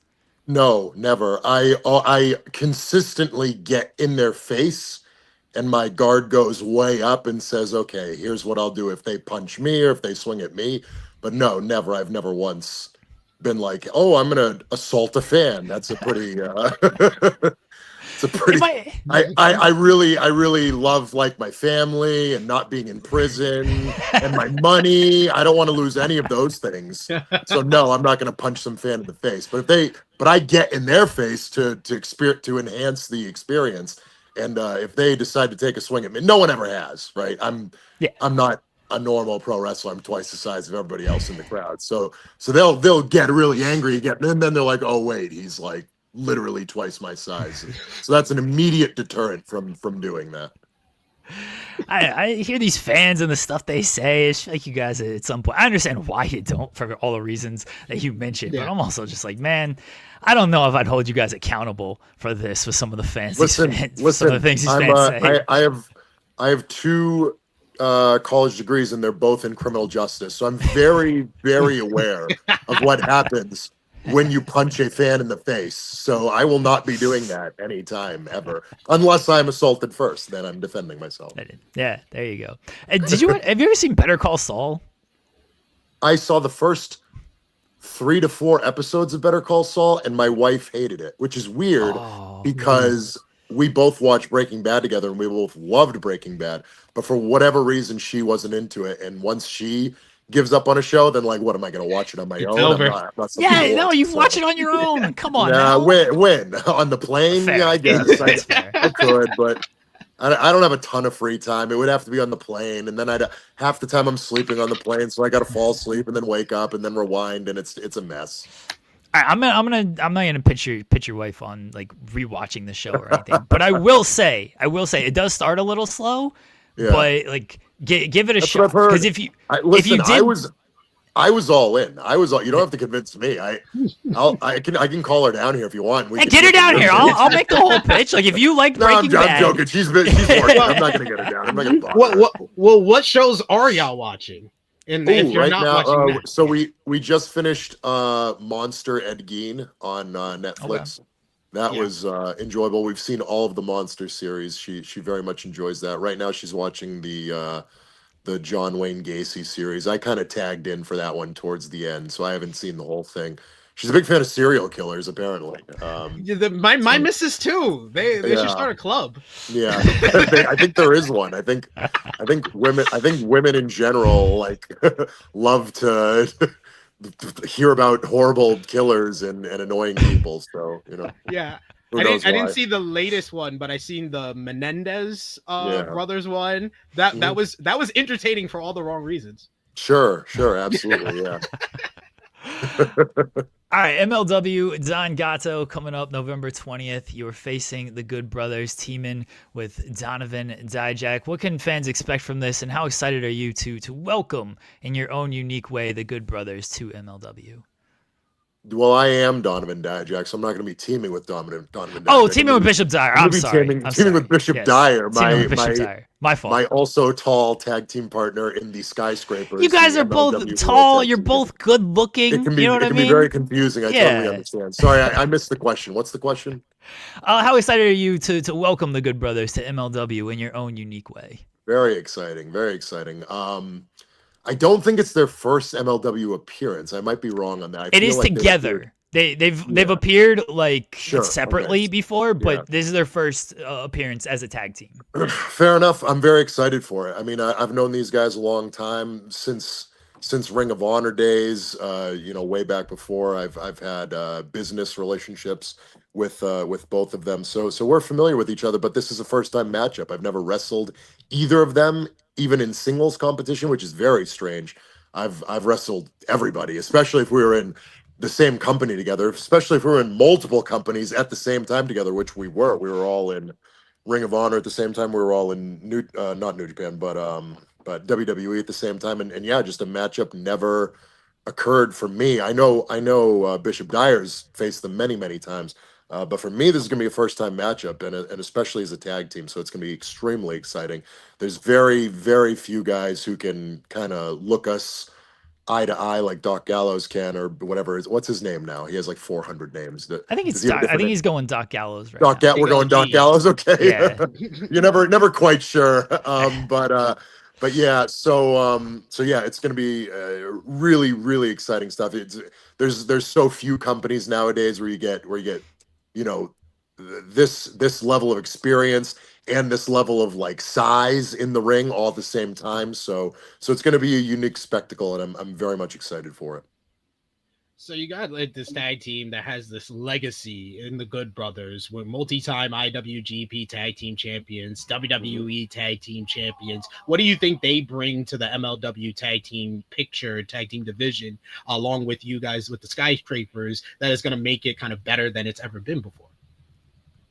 I think consistency. A lot of the time, what you've seen with the MLW Tag Team Championship and the MLW Tag Team Division is inconsistency. What we're going to bring to the table is consistent performances, consistent spectacle, and we're going to over deliver on every single thing that we do. We're going to bring this division back to prominence. It's going to be the top tag team division in all of professional wrestling, and it starts with myself and it starts with Bishop Dyer. We are the two penultimate big men in all of professional wrestling, and we aim to prove that against a team the caliber of the Good Brothers. The MLW World Championship, you were scheduled to face Matt Riddle. You did sort of face Matt Riddle, but then before the match, Kruger cashes in his briefcase. You tried to kill him, it didn't work, and then he ends up the MLW World Champion. How'd you feel about that whole situation? Not happy. I was pretty upset about it. And the good news is that tonight in Marlborough, Massachusetts, I get some revenge on Mr. Cruel in a casket match, and it's in my backyard. It's for a company called Rebel Spirit Pro Wrestling. I'm very much looking forward to that. It's my first ever casket match. But in terms of the MLW World Championship, the time is ticking on that one. The clock is ticking. He's been counting his days and his seconds since the moment that he won that championship. He saw my reaction. He saw everything that took place. He knows that his days are numbered. It's only going to be a matter of time before I'm both the MLW World Champion and the MLW Tag Team Champion. Because let's face it, as my little indicator there says, and it's trademarked, I am the best pro wrestler on planet Earth, and I aim to prove that in the land of Major League Wrestling. Wait, you've trademarked this? No, I haven't. I mean, I don't know. Everybody trademarks everything nowadays. I'm doing what everybody on the internet does. I'm just lying and saying that it's true. Fair. Get with the program. Wrestlers trademark things all the time. Why would I bother trademarking it? Someone else is going to say it. Oh no, like everybody in the world says, I'm the best pro wrestler on earth. Like, who cares? I feel like Max Caster gets royalties when somebody says best wrestler alive. So not from me, doesn't. I'm the best wrestler alive. Go ahead, sue me. What are you going to do? He might. I don't know how these things work. Go for it. I'll end up making more money off the publicity than anything. Go for it. Fair. He takes things too literal. I literally had this conversation with him before you came, Dijak. I apologize for him. Wow.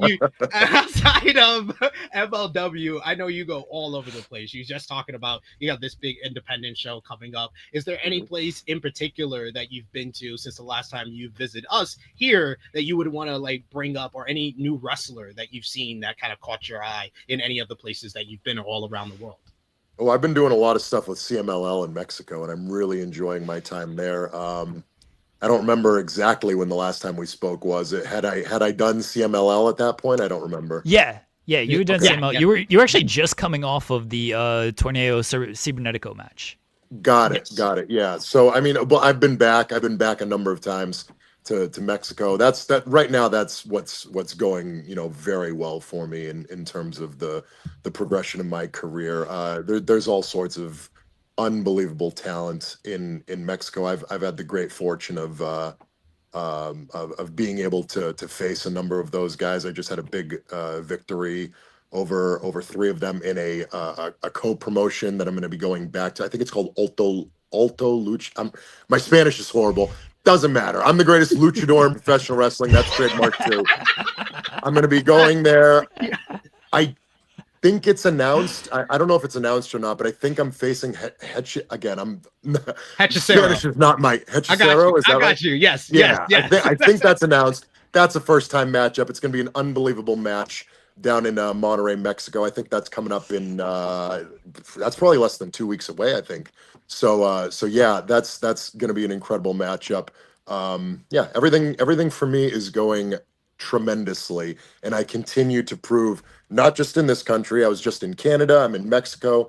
I have more things coming up in Europe. I'm going to continue to prove why I am the best professional wrestler on planet Earth.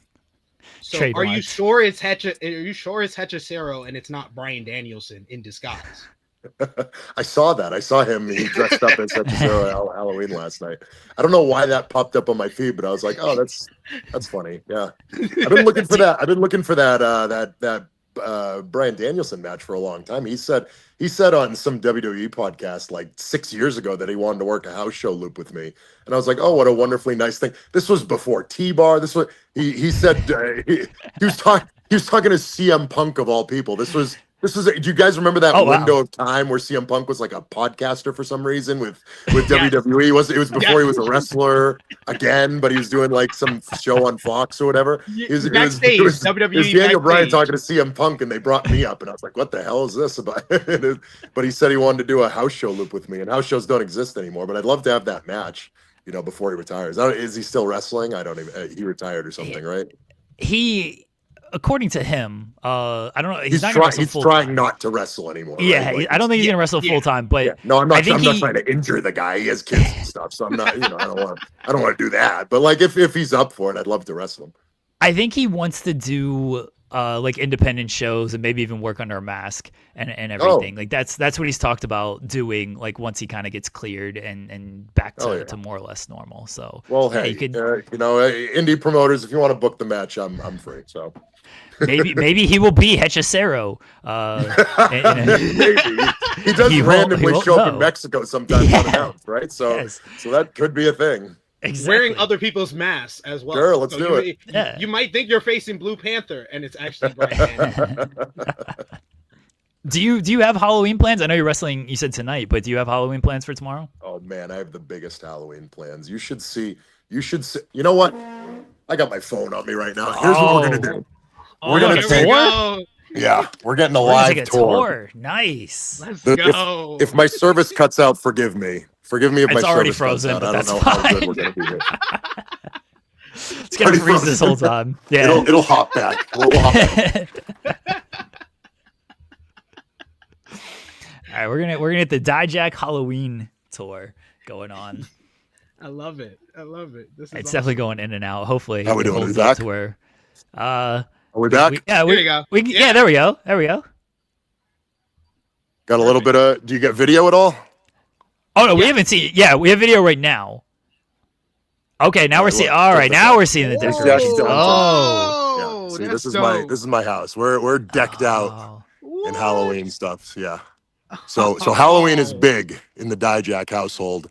So yeah, we have big Halloween plans. Big plans. Nice. We know you have a daughter. She's buried our chat before. What's the costume? What's the costume situation for tomorrow? That's a great question. I'm going to be a slice of pizza, I think. Okay. God, I picked out the costumes with the kids. I haven't seen them yet. She's going to be something spooky. It's some like undead Oh, we're cutting out here, unfortunately. princess or something like that. It's when he makes the transition back to Yeah. his Yeah, we gotta get back in the layer, and then we'll be good. And you know when I'm back. Am I good?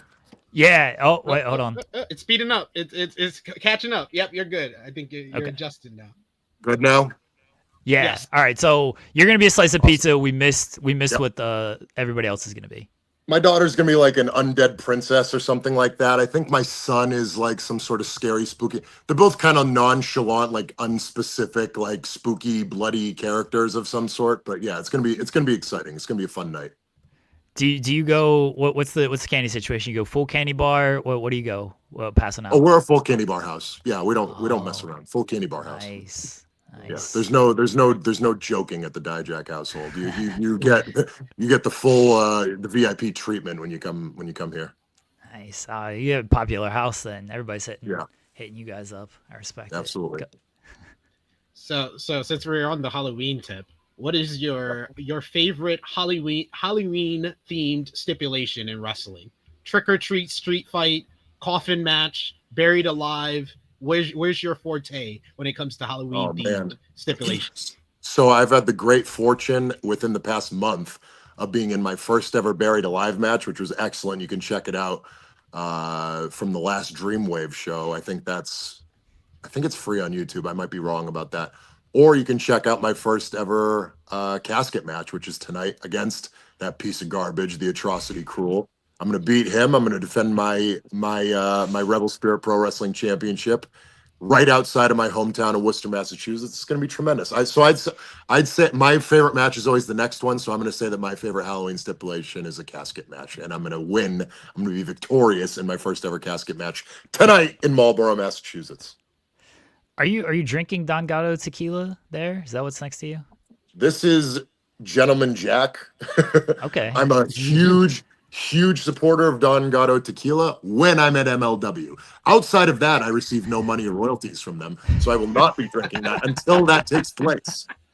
Because I am a smart, independent contractor, and I do and promote what I'm paid to promote. But right now, Gentleman Jack Daniels is not paying me, so I'm not going to be drinking any of that until I receive those royalties. Is that your go-to? I mean, it doesn't have to be the Gentleman Jack, but is that the go-to? Jack and Coke or Jack and anything? Gentleman Jack is my go-to. That being said, I'm not a heavy drinker. It's the character drinks more than I do. I don't. I have a drink every time I'm whatever, like on stream or whatever. But other than that, I'm not just sitting around my house drinking. Like I enjoy my family's company and stuff. So I'm not trying to get hammered. Besides T-Bar, one of the greatest characters of all time, I think we can all agree to that. Yeah. Has there been Vince. Shout out to Vince. when you were talking about Bryan Danielson, I was like, oh, it'd have been way more hilarious if he's like, I want to wrestle T-Bar. Like, I can't wait to get in the ring with that guy. Well, sorry, you can't. WWE's very clear about trademarking that property for whatever reason. I don't know if they think we're trying to steal it. Like every time I see it pop up on Fightful, it's like WWE renews Slapjack. I'm like, don't worry, guys, we weren't going for it. That's why you got to trademark everything. Sitting there counting down the days where he could be Slapjack. I promise you, we're not sitting there. So besides T-Bar, has there ever been like a pitch where you were just like, what? Whether it was for you or somebody else, you heard from somebody else of like, what are they even thinking with it? Why? Yeah. Who thinks this is a good idea?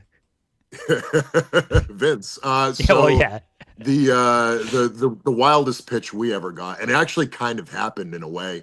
The wildest pitch we got was they wanted Mia Yim, who was Reckoning at the time, now Michin. They is Vince. Vince wanted her to have a seizure on. I think this was reported at least a while ago. I think she talked about it a little bit.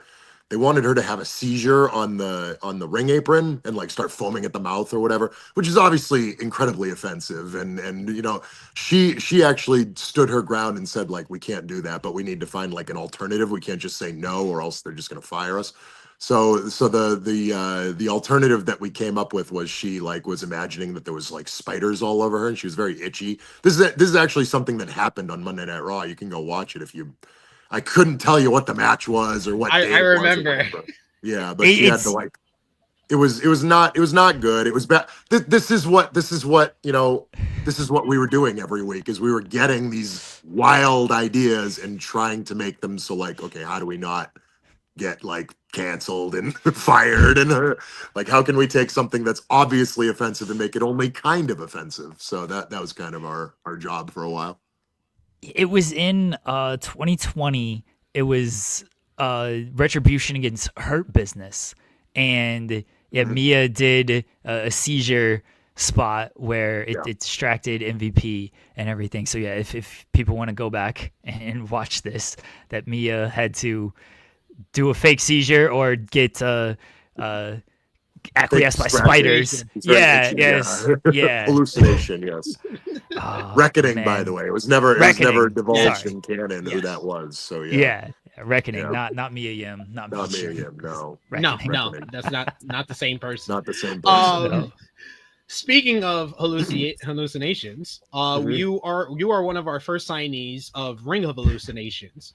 So I want to know what is one of the crazier pitches that you have ever pitched in any of the companies that you've ever been in, and that you're going to bring to Ring of Hallucinations. Oh, can we count TEW that I've booked on TEW, the wrestling simulator online? Okay, so in my TEW simulator, which I used to do with Mansoor and Mason, before they got all cool and started doing like AEW games or whatever without me, because I'm not cool enough to be on AEW games. Before that, we would do our own stream, our own independent stream, where we would fantasy book TEW, and it was I won't give you the full rundown, but basically my vision of TEW is just very heavy on Goldberg. I want Goldberg to just beat everyone and just look like a badass. So my best pitch for Goldberg was he comes down in a helicopter, and the helicopter enters the arena, and he rappels down from the helicopter and he jackhammers everyone, and then a tank shoots into the ring and blows everybody up. So this would work perfect for Ring of Hallucinations. I think it's a big draw for what we have going in ROH, and I think it'll be a really special angle for us. So yeah, I got Goldberg, world champion Goldberg. He's never bumped, he's never sold, he's never lost. He rappels down from a military-grade helicopter, jackhammers everybody in the ring, and then what's called the corporation gets blown up by a tank. But that they always die, but then they come back again because we're hallucinating. So yeah, sold. I'll take it for $40,000 of 10%. We're gonna treat it like Shark Tank as well. All the pitches for Ring of Hallucinations. Done. Did you know that when we sent the cameo, like, I mean, you know this show, you've been on the show, but we're not memorable. There's a bunch of shows that you appear on, a bunch of podcasts that you do. But when you saw this cameo of like, oh, I've heard of this show, I've been on this show, and they want me to bury one of their chat members, did you know that was us? I don't think so. What remind me, what was it? What did you ask me to do? So we do a competition every month, and it's for the person who sends in like the most super chats are like our biggest commenters and everything. And we get a cameo, and we basically ask you to bury him. His name was Volub, is who you buried, and your daughter buried him as well. I had the cameo. I mean, I still have it. I can pull this up. Play here it for me. And play it. Okay. Yes, please. All right, hold on. You might have to vamp a little bit as I find this, but I do have the cameo. Right, I don't know what vamp means, but I'd like to fill in dead space, I guess. Who's your favorite vampire? Your favorite TV vampire? That's what vamping is. I used to watch my wife was really into one of those CW vampire shows back in like 2012, 2013. Vampire Diaries? Yeah, that one. She loved that show. So she has a favorite vampire. I don't. Mine would be some boring answer like Dracula or something. I don't think I can name another one. Mine would probably be Angel from Buffy the Vampire Slayer. Angel. It's a great answer. Yeah. It's a great Yeah. answer. I Yeah. am generally familiar with Angel, but yeah, not not on a personal level, unfortunately. We weren't close. We didn't have dinner together. You didn't. That's probably good. I don't. His choice of food is not something that you want to be associated with too closely. Yeah, he said he was having dinner with him, and he never came back. I guess he was the dinner. Not good. Not a good. Not a good. I might have to re-download this because. Oh no! Yeah, like I have it. Can't Hold be on. happening. Yeah, I have it. All right, let me see if I can just pull up a tab here. But like I have like a lot of videos on my downloads, and I don't label them very well. All right, I can just pull this up. Okay, here we go. Let me share the screen. All right, share. There we go. Everybody sees that, right? There I am. There we go. I'm going to be honest. I have no idea how to pronounce this, but I'm going to try. Valab. Hopefully that's close. Valab, what's up, man? This is pro wrestling superstar Donovan Dijak, and this is my daughter, Amelia Dijak. Congratulations. I heard that you are the monthly XP1 winner of In the Weeds for being the top weed. And you know what that means? Do you want to know what being the top weed means? I'll explain to you exactly what that prestigious award means. That means that you are a gigantic dork. You're the biggest dork in the world. Yeah. Amelia, call him a dork. A dork. You just got burned by a 5-year-old. That's how big of a dork you are. Take that, Valab. If that's your real name. It's probably not. I'm probably mispronouncing it. Valab, you're a dork. Congrats on the XP1. That's enough talk. Now it's time to do or die, Jack. Say do or die, Jack. Do or die, Jack. So that was the cameo you sent in to bury our chat. Yeah. How do you pronounce his name? We say Volub as well, Volub. so Volub. I assume that's it. Yeah. Fair enough. Yeah. He says it is his real name. He's in the chat right now because he's a giant dork. So yeah, he's in the chat to do this. What ethnicity are you, Valab? Pretty sure Indian. Yes. I do. I wrestle a lot. I don't want to assume you're Indian, but I wrestle a lot in India in India for WXM, and that sounds like an Indian name. So I don't want to assume that, but I am assuming that. He confirmed it. he is okay. Good. Yeah. Yeah. Check out WXM if you haven't already. We've got excellent pro wrestling. More coming up for WXM. Big supporter of my Indian fans. So thank you so much, Valab. Well, you might have to bury him again in a couple of days because our contest ends tomorrow. So we will be sending you another cameo request in a couple of days to bury whoever our winner is. Unless you want to do it live here, we'll end it early. I'll Venmo you $9, and if you got the name, I'm happy to do it. If you got the name, I'll do it right now. Who's okay? the winner, All right. Jeremy? I'm still piecing it together because I have it up until a couple days ago. So if you give me like 2 or 3 minutes, I can tell you the winner. So if you have another question, SP3, then get on that, and I'll get the winner here in a second.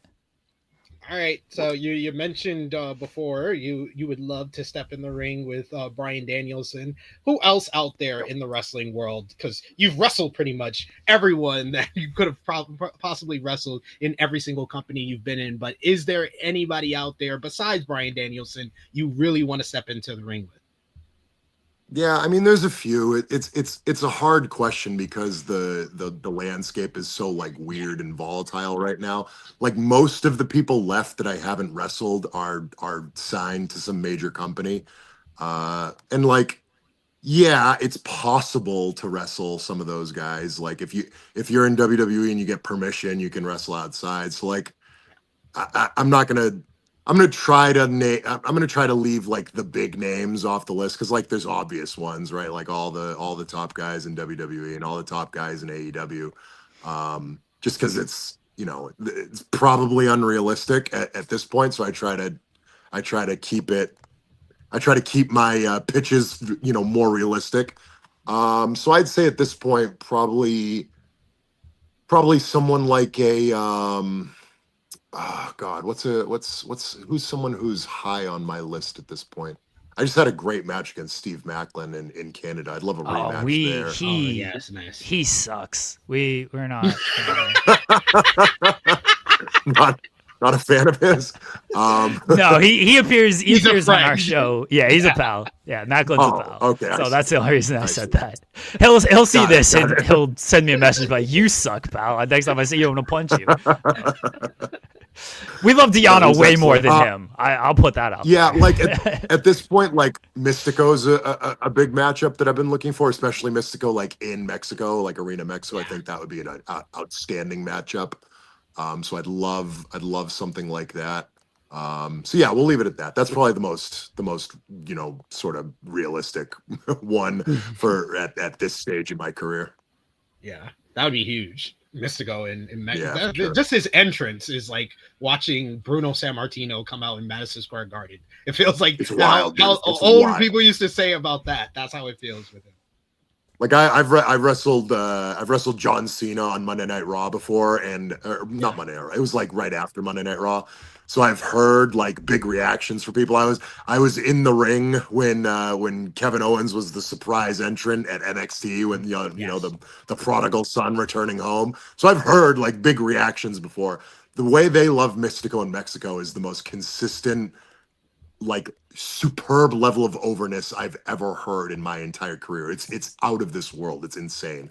Every single show too. It's not just like surprise appearances. Like they know he's there and they're like, I've been in the crowd for Stone Cold Steve Austin in 2001. Like it's if you've never seen it, check out CMLL or go to Arena Mexico. It's out of this world. It's crazy. Yeah, it's insane because like, sometimes I'll catch like a Tuesday show, and I'm always catching like the Friday show. But sometimes I'll catch a Tuesday show and go to a shot of the crowd, and there's someone crying. I'm like, I'm pretty sure you just saw him on Friday. How like this is like you're seeing like an out of body experience. It's No, crazy. he's over. Yeah, he's it's wild.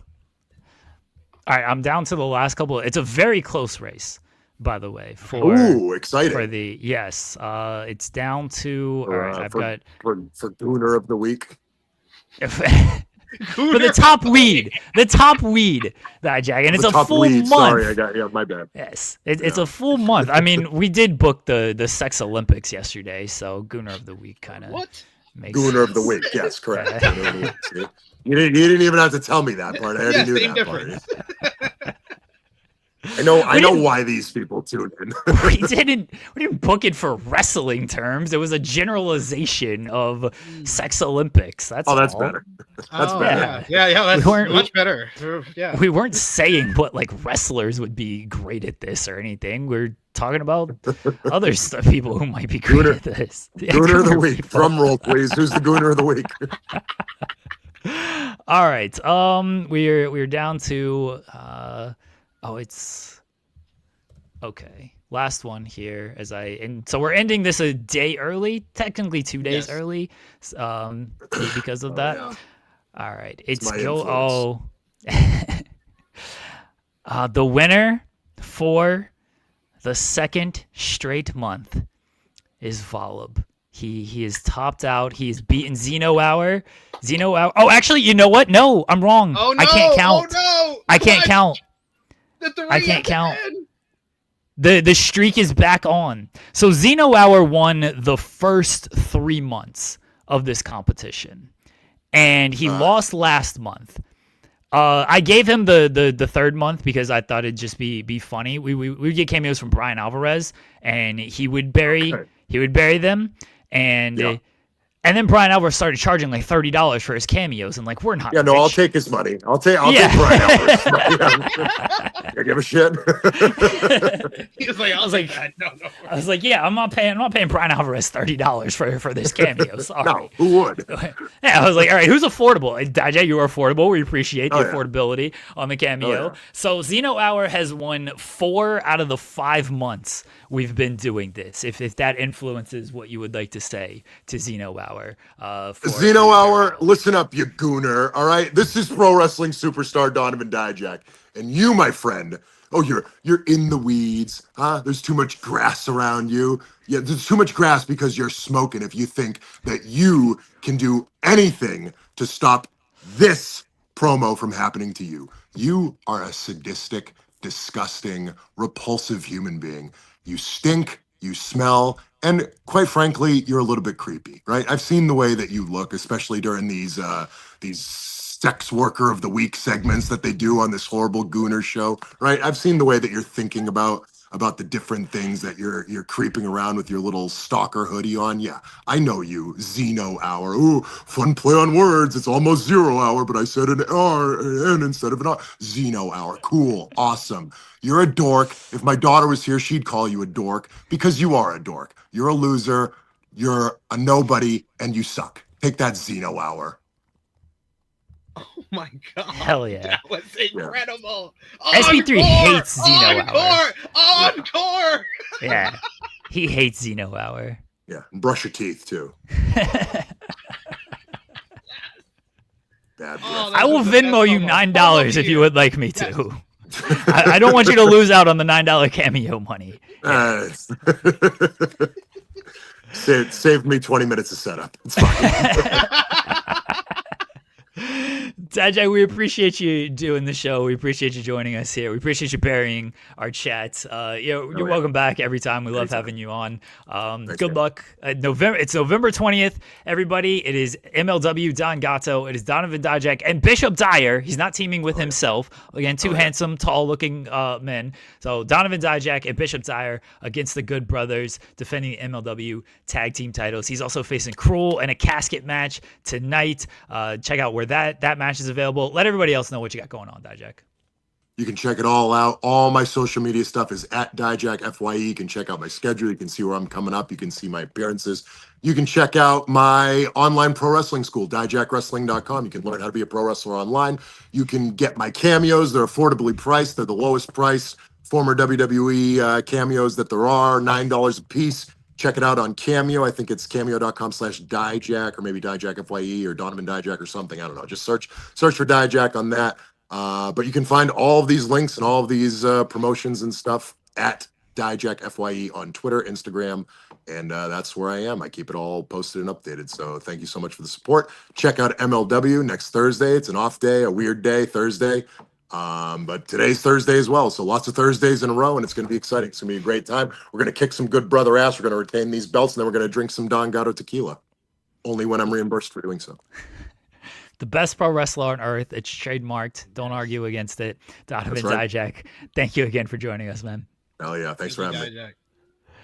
Donovan Dijak, everyone. What a great dude. We love having Dijak on the show. He's fantastic. I appreciate him doing the cameo live there. I would gladly send him the $9 for the cameo. You know, I don't want the men to lose out on money here. You know, absolutely. MLW hit me up late last night. What time did this message come through? It wasn't super late. It was 6:00. So not the most notice in the world, but not super late or anything. They're like, "Can you do Dijak tomorrow at 11:30?" I was like, "Yeah, we love Dijak on the show, so yes, we can have Dijak at 11:30." So shout out to Dijak, appreciate him. I guess congratulations, Xeno Hour, for winning. Yes, this month. Congratulations, Xeno Hour. Good job. You know. Live burial. Live burial. The first ever live burial for an XP winner. Yeah. History was made on today's show. I did miss Volib's super chat earlier when we were talking about the Samoa Joe segment. It got unstarred. I don't know why it got unstarred, so that's my fault, Volib. But Volib said, for the thumbnail, shout out to a movie I hate, Scream 3, but at least it got the voice change gimmick to work and make sense here. I don't think they did the voice change gimmick. I think Tony Schiavone was in on it. And that's why the ops need to beat his ass. I mean, I just think the voice change gimmick, it was a voice machine in Scream 3. This one was just Tony Schiavone doing the announcing from backstage. We literally were given like foreshadowing of that with Don Callis doing the entrance for the Young Bucks from backstage. You can clearly hear people backstage on a microphone just the same as them being in the arena, and that's all they did. I have much I more. don't understand how that didn't make sense though. That's the part I'm confused on the super chat part of this. I'm not sure. Oh. Well, I have breaking news here. SP3, much more important Yes. than professional wrestling. And because Dijak was so kind to do that for free, Brian Alvarez is back to $10. And we might have to get Brian. Get the double. Since Zeno Hour has won for the 4th time in 5 months, I think we got to get a Brian cameo here. Oh, back. Let's do it. Yes, let's do it. I feel like we have let's to. do it. Oh man, that's great. That's great. That's great. News. Back to $10. He learned. It must have been a slow month, and he learned. He was like, he says it's for spooky season. So he's doing 60% off. I don't care his reason, honestly. Like, I just think that it was lame that he was doing $25 for a cameo. Like, what are we doing here? So, Zeno, no, Zeno Hour, you got Dijak. You got a free one from Dijak. We got to bring back Brian for this. Dijak he is better, but it's a good bit that Alvarez has buried you 3 straight months. Keep the bit going. Yeah. Keep the bit going. Yeah. All right. Anything else from Dynamite you want to bring? I mean, a lot happened on Dynamite. Best wishes to. Like I said, I thought it was one of the best episodes of the year. Yeah, best wishes to Penelope Ford. She suffered a UCL injury, so she is out of the women's tag team tournament, and so now Megan Bain is going to be teaming with Marina Shafir, which that's a fun little tag team there. I love John Mox's reaction to all of that. That was fantastic. And a little bit, maybe a surprise upset with the Sisters of Sen defeating Aminata and Hayter. I was a little surprised by that one. They haven't done anything for this women's blood and guts match, man. We don't know the teams. I was hoping we would get a little bit more from this tag team tournament to use it as the build, especially specifically this match, because I think all 4 of these women are gonna be in the blood and guts. But like, they haven't done anything. And then they did the men's blood and guts announcement. It's like, oh, we're doing that because I don't think they feel strong enough about the women carrying that blood and guts show, so they needed something a little stronger. I've been saying this for weeks, and I literally got into a whole debate with Joel about it because Joel was like, "No, I think they're just doing the women's," and I was like, "No, it's Tony Khan. Like Tony Khan don't like women that much. Like, no, it could headline that event, but he's definitely doing a men's blood and guts, and he had multiple options to do it. I think he picked the safest and most boring option with the Death Riders. I much rather had been done like the Don Callis family versus whatever group, like a Team Kenny Omega of some kind. I think that would have been a much better matchup. But I think this can be fun with Darby and the conglomeration versus the Death Riders, mainly because freaking Moxley has been like the best character in AEW over the last couple of weeks. Coming out of Wrestle Dream, the whole character of he's scared to quit and he hasn't been able to figure out Kyle O'Reilly. Him and Kyle O'Reilly have had 2 back-to-back bangers with some of the more creative finishes. Even though I didn't like the finish to last night's matchup too much, I will say it's better than the alternative of just Jon Moxley wins. Like, so that's 2 weeks in a row where I thought, oh yeah, this is obvious. Jon Moxley's going to win this matchup. And then he didn't. So I will take them showing a little bit of creativity with finishes that I usually would have been able to predict like the back of my hand. I'm not able to because they're trying new story elements with Jon Moxley at this point coming out of Wrestle Dream. And I think that the Blood and Guts matchup will be very crucial on where the Moxley and Death Rider story is heading further. So yeah, right now coming out of last night's show, I'm more invested in the men's Blood and Guts than the women's Blood and Guts. I just think that they need to kind of like they're telling us like people are not medically cleared for the Blood and Guts that we didn't know what's in the Blood and Guts. Like Penelope Ford, when they announced last night Penelope Ford is not medically cleared for the tag team tournament, I was like, okay, she's not medically clear for Blood and Guts. I was like, when was Penelope Ford announced for Blood and Guts? Why are you medically disqualifying people for matches they're not announced for? Yeah. Yeah. I think they assumed we knew the Blood and Guts teams, but they they never made that clear of who the Blood and Yeah. Guts teams were. And Yeah. that was a And honestly, I wouldn't say like the men got more like build or anything for it. They literally just did the segment that they did a couple of weeks ago on the Collision for the women, where they had just announced the Blood and Guts. We don't know who for sure is going to be in that Blood and Guts. You can kind of surmise to who is in the ring, who is outside the ring. That's the Blood and Guts matchup. Kind of in the same way you could surmise Jamie Hayter and Queen Aminata on one side versus Triangle of Madness on the other side. But we only have what, 3 episodes of AEW TV before Blood and Guts. We could have been using a lot of this time to Sisters of Sin and Triangle of Madness go to Megan Bayne and Penelope Ford and be like, we want you on our team for Blood and Guts. You can have Aminata and Jamie try to help Harley bring Willow and Chris Statlander together to form them to be the other half of their team. Like, we could have been spending time building up these stories, and it feels like we haven't been doing that. Yeah, the women's Blood and Guts feels very flat right now. And at least the men, like, it's the Death Riders. It's Darby and Conglomeration. What the combos will be, we shall see. But it also seems fairly obvious with them because of who was in the ring and everything. The women, it never seemed obvious because Anna Jay and Ty Mello were part of it. Willow and Harley were part of it. Like the overall feud between Hayter, Aminata, and Triangle of Madness. Willow and Harley, Anna Jay and Ty Mello, Megan Bayne and Penelope Ford. Like, you could have picked any of them. Mina was part of the street fight match. Mina and Toni Storm. Right. So could they have been part of this? Like, there was never real, outside of the 5 you mentioned, the Triangle of Madness, Hayter and Aminata, like, those seem set. Everybody else is like, okay, who's going to be there? I thought it would be Willow and Ty and Anna on the babyface side. I'm very confused on why people thought Tay J was in this one. I know they've done 8-man, multi-man matches with them, but they're not feuding with Triangle of Madness. They were feuding with Bayne and Ford, but I thought Bayne and Ford.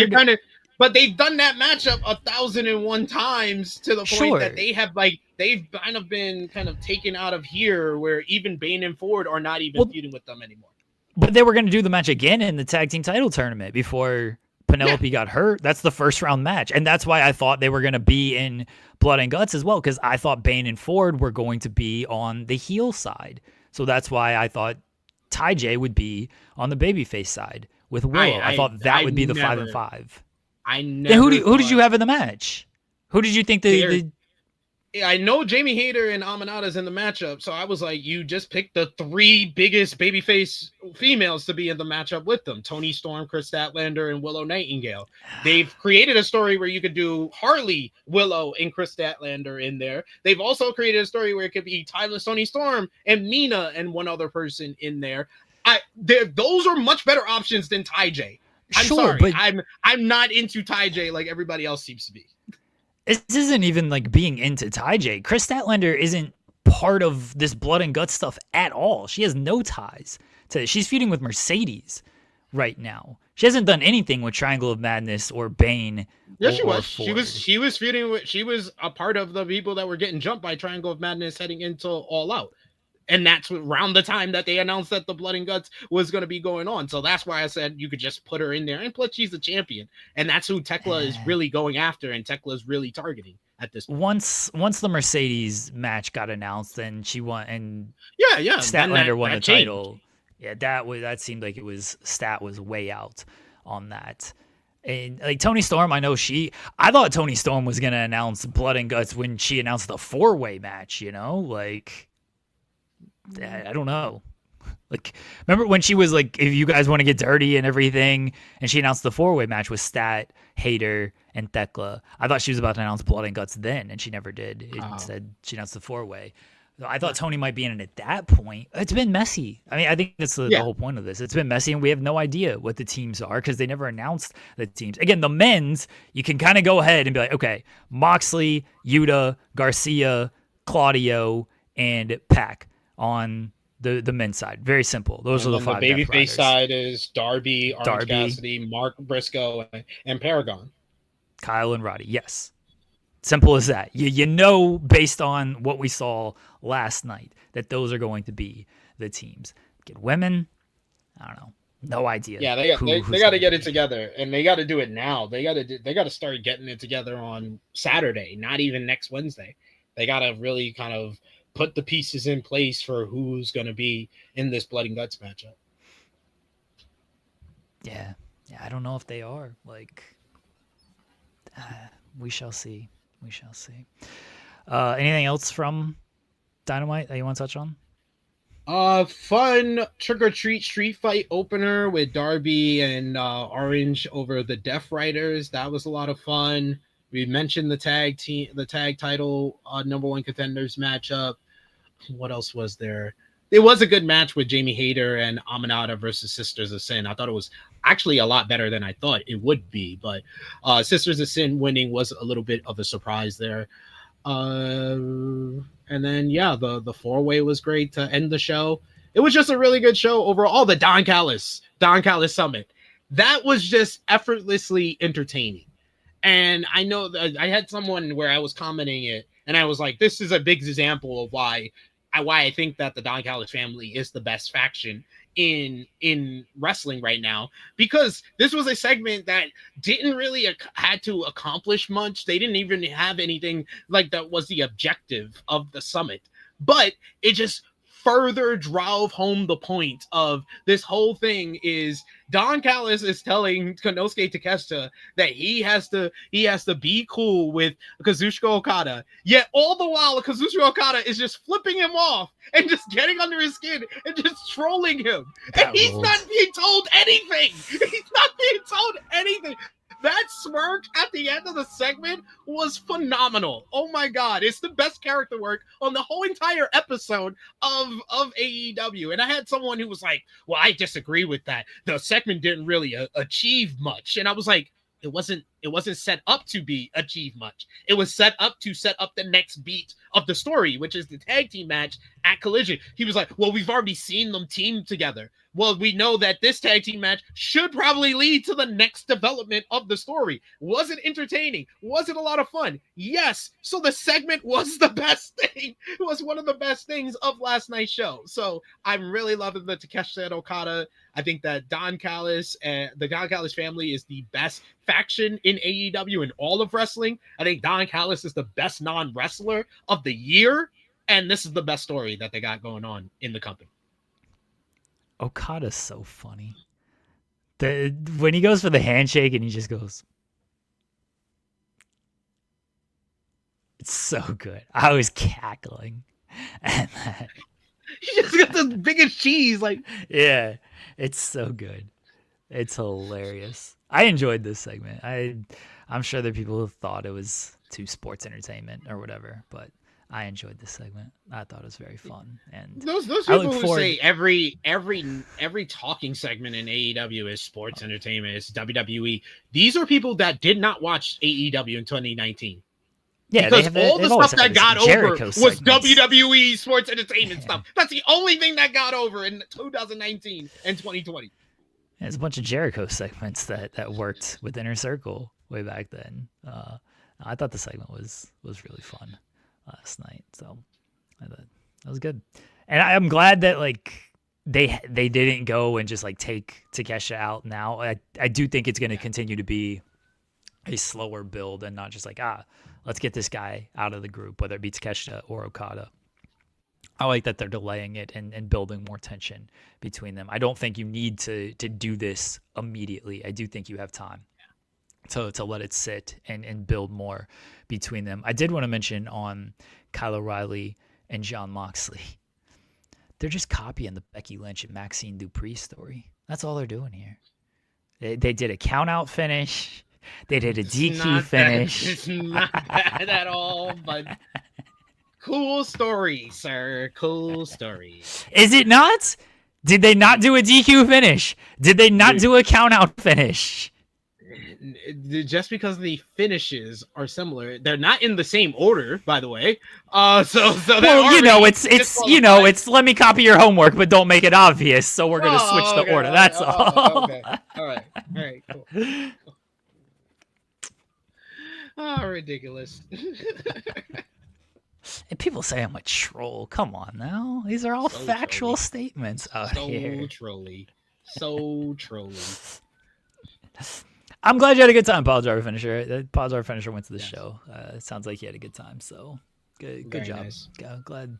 Seemed like Collision had some good stuff on it as well. I'm gonna spoil the entire show tomorrow, so don't tune in to the end of the show tomorrow if you don't want Collision spoiled. Sorry. Poor Gotta people. spoil it. Poor people. I let them know. It's not like I'm just throwing out here spoilers with like nothing. I let them know that I'm gonna spoil the show. It's that simple. Let them know you're gonna ruin everything for them. That's What is very nice. ruin? You ruin the show for them. You spoil. They don't have to listen. But you don't have to. You don't have to spoil it. I don't have to, but I think it's funny.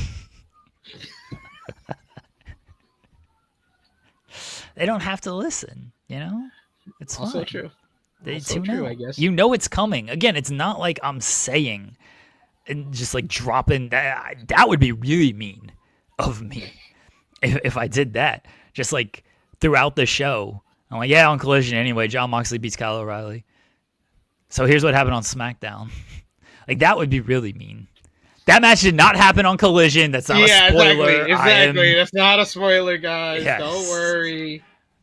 That would be mean of me. I'm not doing that. I let people know. I'm gonna spoil Collision. Tune out if you would like to, or listen. Okay. And you don't have to watch. Everybody's obviously gonna be watching Saturday Night's Main Event on Saturday anyway. This is true. So you're actually helping them, I guess. Yeah. Yeah. Exactly. All right, SP3. What time is it? It is 12:20. C-suite. The C-suite. It's time for the C-suite. The C-suite. It's time for the C-suite. The C-suite. It's time for the C-suite, where we watch C-level WWE shows in the C-suite. Talking about last night's WWE Evolve, this show. What happened on the show? It wasn't the most noteworthy show, if we're being honest here, but we did have Kendall Gray with her first promo since winning the WWE Evolve Women's Championship. She talked about how she's had to overcome so much to get to this goal, how she's fought from the bottom and made her way to the top, got a nice ovation from the crowd, and then she was attacked because you know what happened, Jeremy? C-suite multiverse happened, baby, because come get your issue. PJ Vasa, P Nasty, Panina Telepa. Yes, I know how to say the name. I watched both seasons of LFG. Panina Telepa, PJ Vasa, P Nasty is in WWE Evolve, laying out Carly Bright, laying out our WWE Evolve Women's Champion, staking the claim to the top prize of the women's division on Evolve. P Nasty, that is a future Bloodline member, a future MFT member. I can't wait. It's going to start here in Evolve. She's going to dethrone Kendall Gray, the gray area. She's going to dethrone her, and then she's going straight to the Bloodline and the MFTs. PJ Vasa.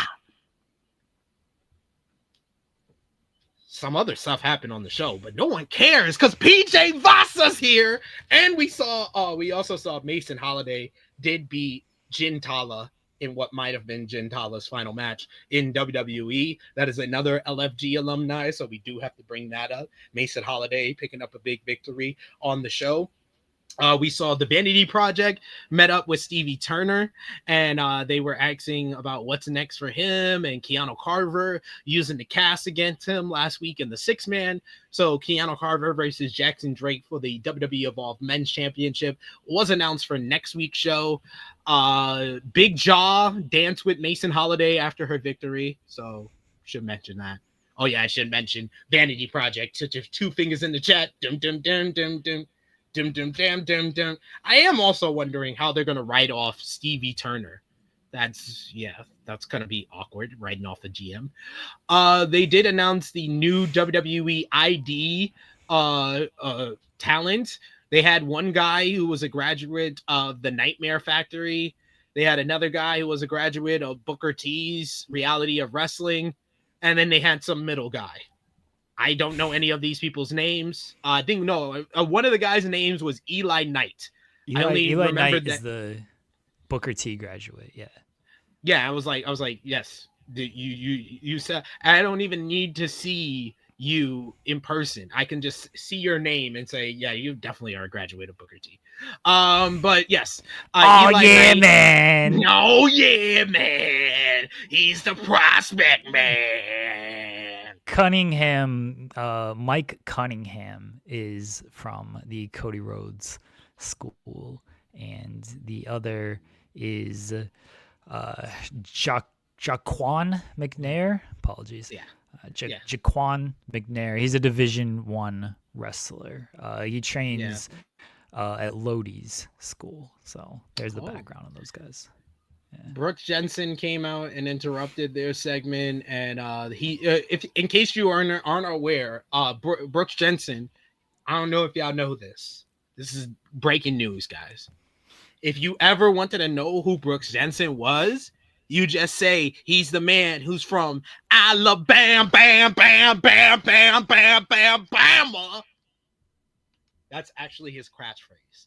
Yes, this guy lacks any and all charisma. His catchphrase is saying where he's from. He interrupted him. He seemed to start a beef with the Cunningham kid. So we'll see where it goes there. But it seems like he's taken the mantle of... It seems like Keanu Carver's gimmick of being the WWE ID killer. It's just going to be Brooks Jensen now. Because Keanu's a babyface now. So they changed course. That was Evolve. And that was the C-suite. Okay. All right. There you go. C-suite, everybody. I have breaking news. Unfortunate breaking news. Thunder guard Nikola Topic has testicular cancer. Ooh. And he will be beginning chemotherapy. Obviously, no timetable for his return with everything. So best wishes to Topic, who... This guy's going to have the weirdest career ever. He's going to be potentially a multi-time NBA champion despite playing 0 NBA games. Like, he's played 0 games, and he's a champion. It's good money if you can get it, good life, but it's very unfortunate. I was very much looking forward to Topic playing this season, and he was ruled out in the preseason with I think they just called it a groin injury. And now Sam Presti just announced that he has testicular cancer. So best wishes to Topic and everything. So, yeah, very unfortunate. Fuck cancer, as always. Cancer sucks. Yeah. Let's tune to Fightful Select here. Let's steal some news from Sean out here.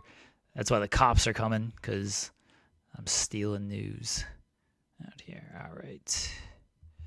What do we have from Fightful Select that I can ruin on this show? Everyone subscribe to Fightful Select. Get for the best $6 now in the business. Get all the breaking news. Of course, my internet or my mailbox decides to just be dumb as hell, and like I can't.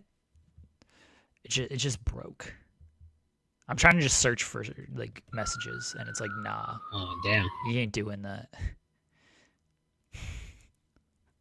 Well, so screw all that. Yeah, it was like, come on. Oh man, it's hard out here for a pimp. Are you gonna do the private party news? Oh, yeah, I was going to, but now. I think I have it here. Okay, yeah, I have it here. All right. So Fightful Select, they posted a news report yesterday afternoon, I believe. talking about Private Party, talking about how Private Party, of course, have been absent from AEW TV since losing the AEW World Tag Team titles in January. It says here, neither Mark Quinn and Isaiah Cassidy have been on AEW television despite only wrestling once in HOG since their absence from AEW. However, throughout 2025, they still managed to make major headlines. Of course, there was that news in the summer that their contracts is going to be expiring later this year, and WWE having interest in them, and their larger physique that has turned heads with social media posts. So Fightful has wrote, they've been told that the latter element about the larger physiques for Private Party could be partially attributed to the Hurt Syndicate, who seem to have taken a liking to Mark Quinn and Isaiah Cassidy. One of the teams that MVP made no secret he and the Syndicate wanted to work with again was Private Party, and sources had indicated Syndicate advised Private Party to spend more time in the gym to improve in their careers. Those familiar with the situation claim that the Hurt Syndicate have been very helpful to them. Regarding their contracts, though, Fightful Select was told they're both still under contract, but that things could get foggy after that. It was implied that the two wrestlers have deals that don't expire around the same time, or there's at least the possibility they wouldn't because of injury time. Fightful haven't heard their preferences about staying with or leaving AEW. So it's basically a situation like the Ray Phoenix Penta situation in regards to their contracts, where Penta and Phoenix contracts did not expire at the same time due to injury time. Seems like it's a similar situation with Cassidy and Quinn. And they've not been used since January, and no real signs that they're going to be back. I assume once their deals are done, they're out, and that'll be that. Yeah. I don't agree with this business practice that Tony Khan has of icing people. I feel like that is a detriment to the performer, and it's a detriment to your own company. I would much rather, if someone is going to leave, taking them off of TV and icing them, I think does more to get people to ask about them and keep them relevant than it would be if they were on TV every week losing. I think that's a much better way to kill somebody so they don't have any momentum going into the next company than keeping them on the bench for 8 months. I think it's nicer to the performers to do that, though. No. You just said you're going to kill their momentum. Just have them lose a bunch. Yeah. I don't think it's nicer. I don't think it's nicer to make them not work. These are people that actively want to work. They're getting paid. And with wrestling, if you're grading rust and on the sidelines for months at a time, that's worse. Oh, you're going to be worse off when you do step back into the ring. So no, you're not doing them a favor. Well, that's a detriment to the other company, because now you got these people who haven't wrestled in a while, and it's like, yeah, these guys suck because they haven't wrestled in 12 months, so they're not any good right now. They're getting paid regardless. I don't think either practice is good, mind you, but I don't think outside of like keeping them on television and hoping for the best, I don't think there is a great practice here, because if you're not going to use them and they want to leave or their contract is up, what are you supposed to do? Put them on TV and like kind of give them a push, but everyone knows they're leaving, and you don't want to invest in them. No, you don't kind of give them a push.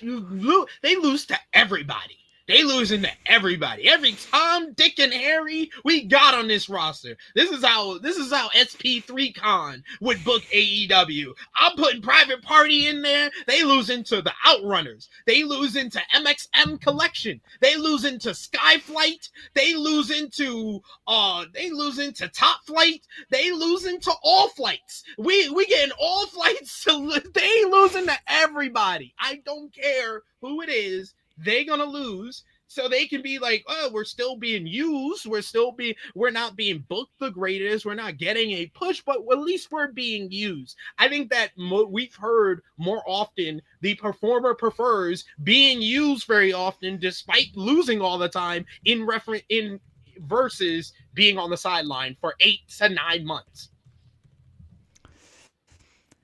Sky flight, top flight, skyrockets in flight, afternoon delight, private party loses. Private party loses. Private party loses. I don't care, man. What are you talking about, man? It could be Christian Cage. It could be Brian Cage. It could be Hangman Page. It could be any book in that page. They losing. Private party. Losing. Like, I actually think that is better than just icing them. Just put them on TV, have them losing. I don't think either is great, though. No, neither is because great, I don't think. But I am thinking about what is better for the performer and the company, and I prefer the use them. I think for the performer, it's better if you get iced, but you still take independent bookings because you're probably winning most of those matches. And then you at least stay active off of that while still getting paid by AEW. I think for the performer, that is the best route than being on TV and just losing every week. I don't like the whole like killing momentum thing.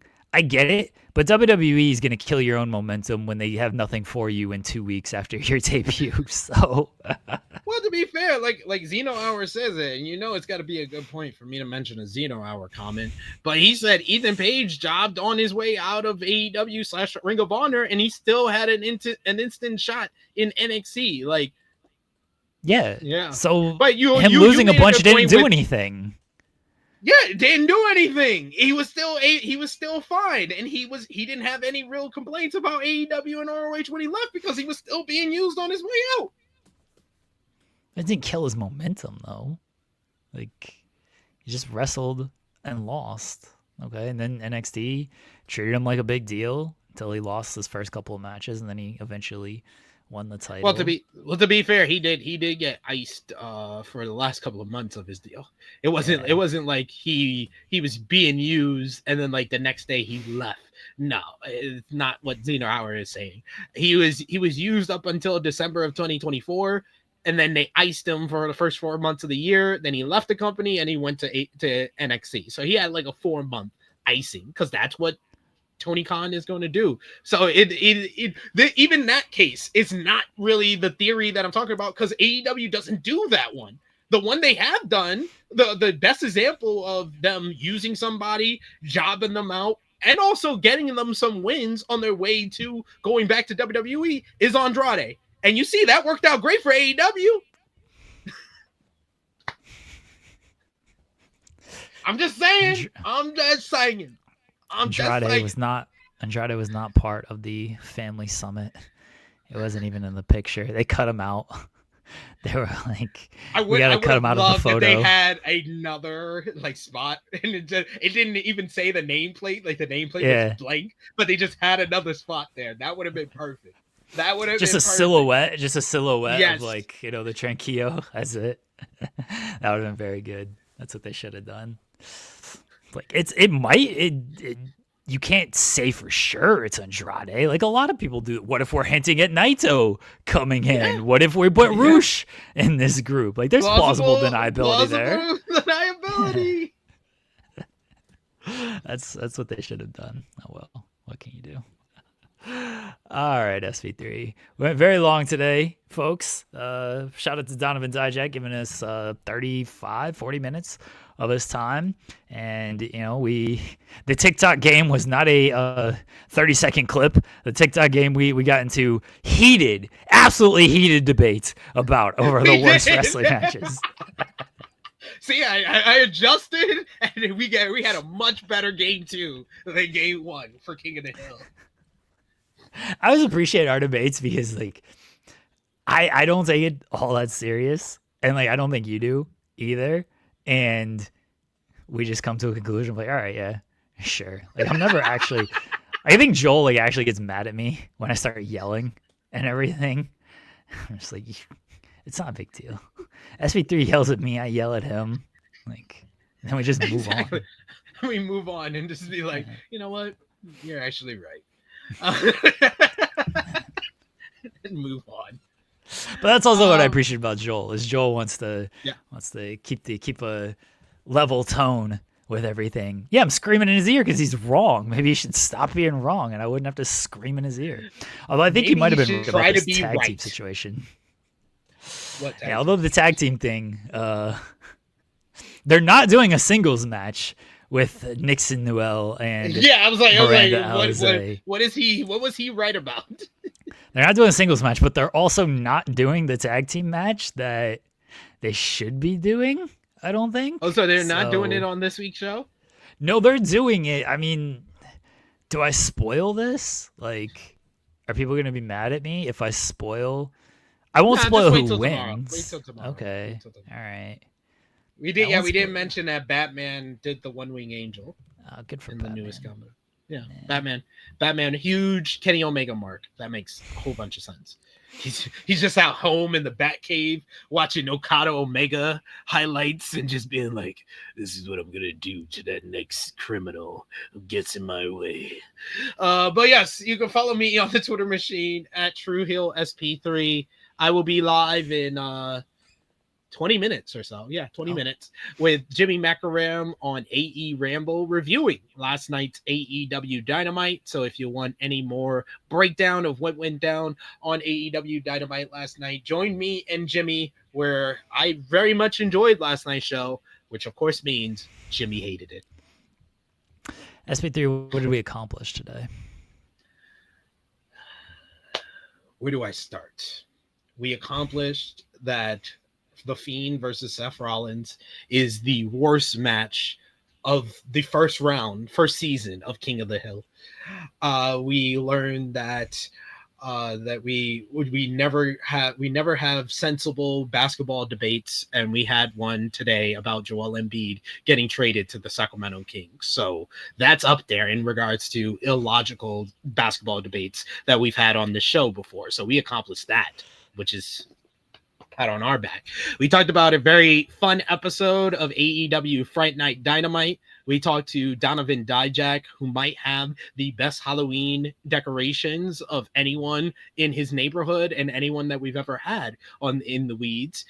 We learned that he really wants to face Bryan Danielson, whether he's in a Blue Panther mask or Hechizero mask.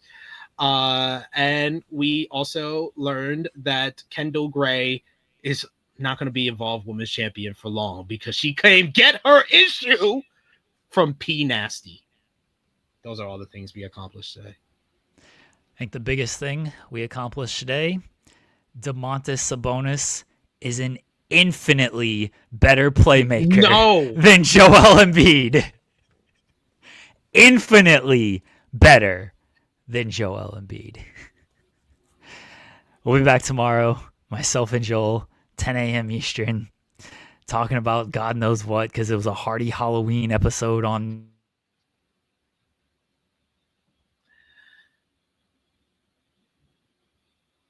Am I frozen? Okay. No, that was me. Okay. I was like, I'm gonna give it a moment. Maybe he'll come back. Yeah, that was me. Joel and I will be back tomorrow and talking about God knows what, because TNA is a Halloween episode, and I don't know, maybe some breaking news will happen tonight that we will be able to discuss.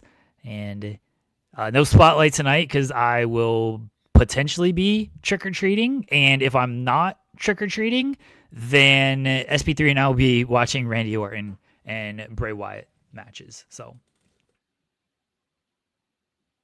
Sounds good. Sounds good to me.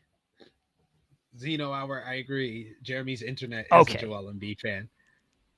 Yeah, it doesn't show up to work half the time.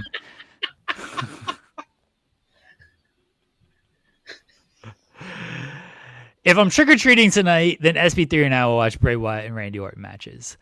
If I'm not trick-or-treating. If I am trick-or-treating, then obviously I will be out with the kids. So, all right, everybody, appreciate y'all. Thanks for the super chats. Thanks for the comments. Thank you to MLW and Donovan Dijak for joining the show. Thank you to him for burying Zeno Hour Live here on the air. We'll be back tomorrow, 10 a.m. Eastern. Talk to y'all then.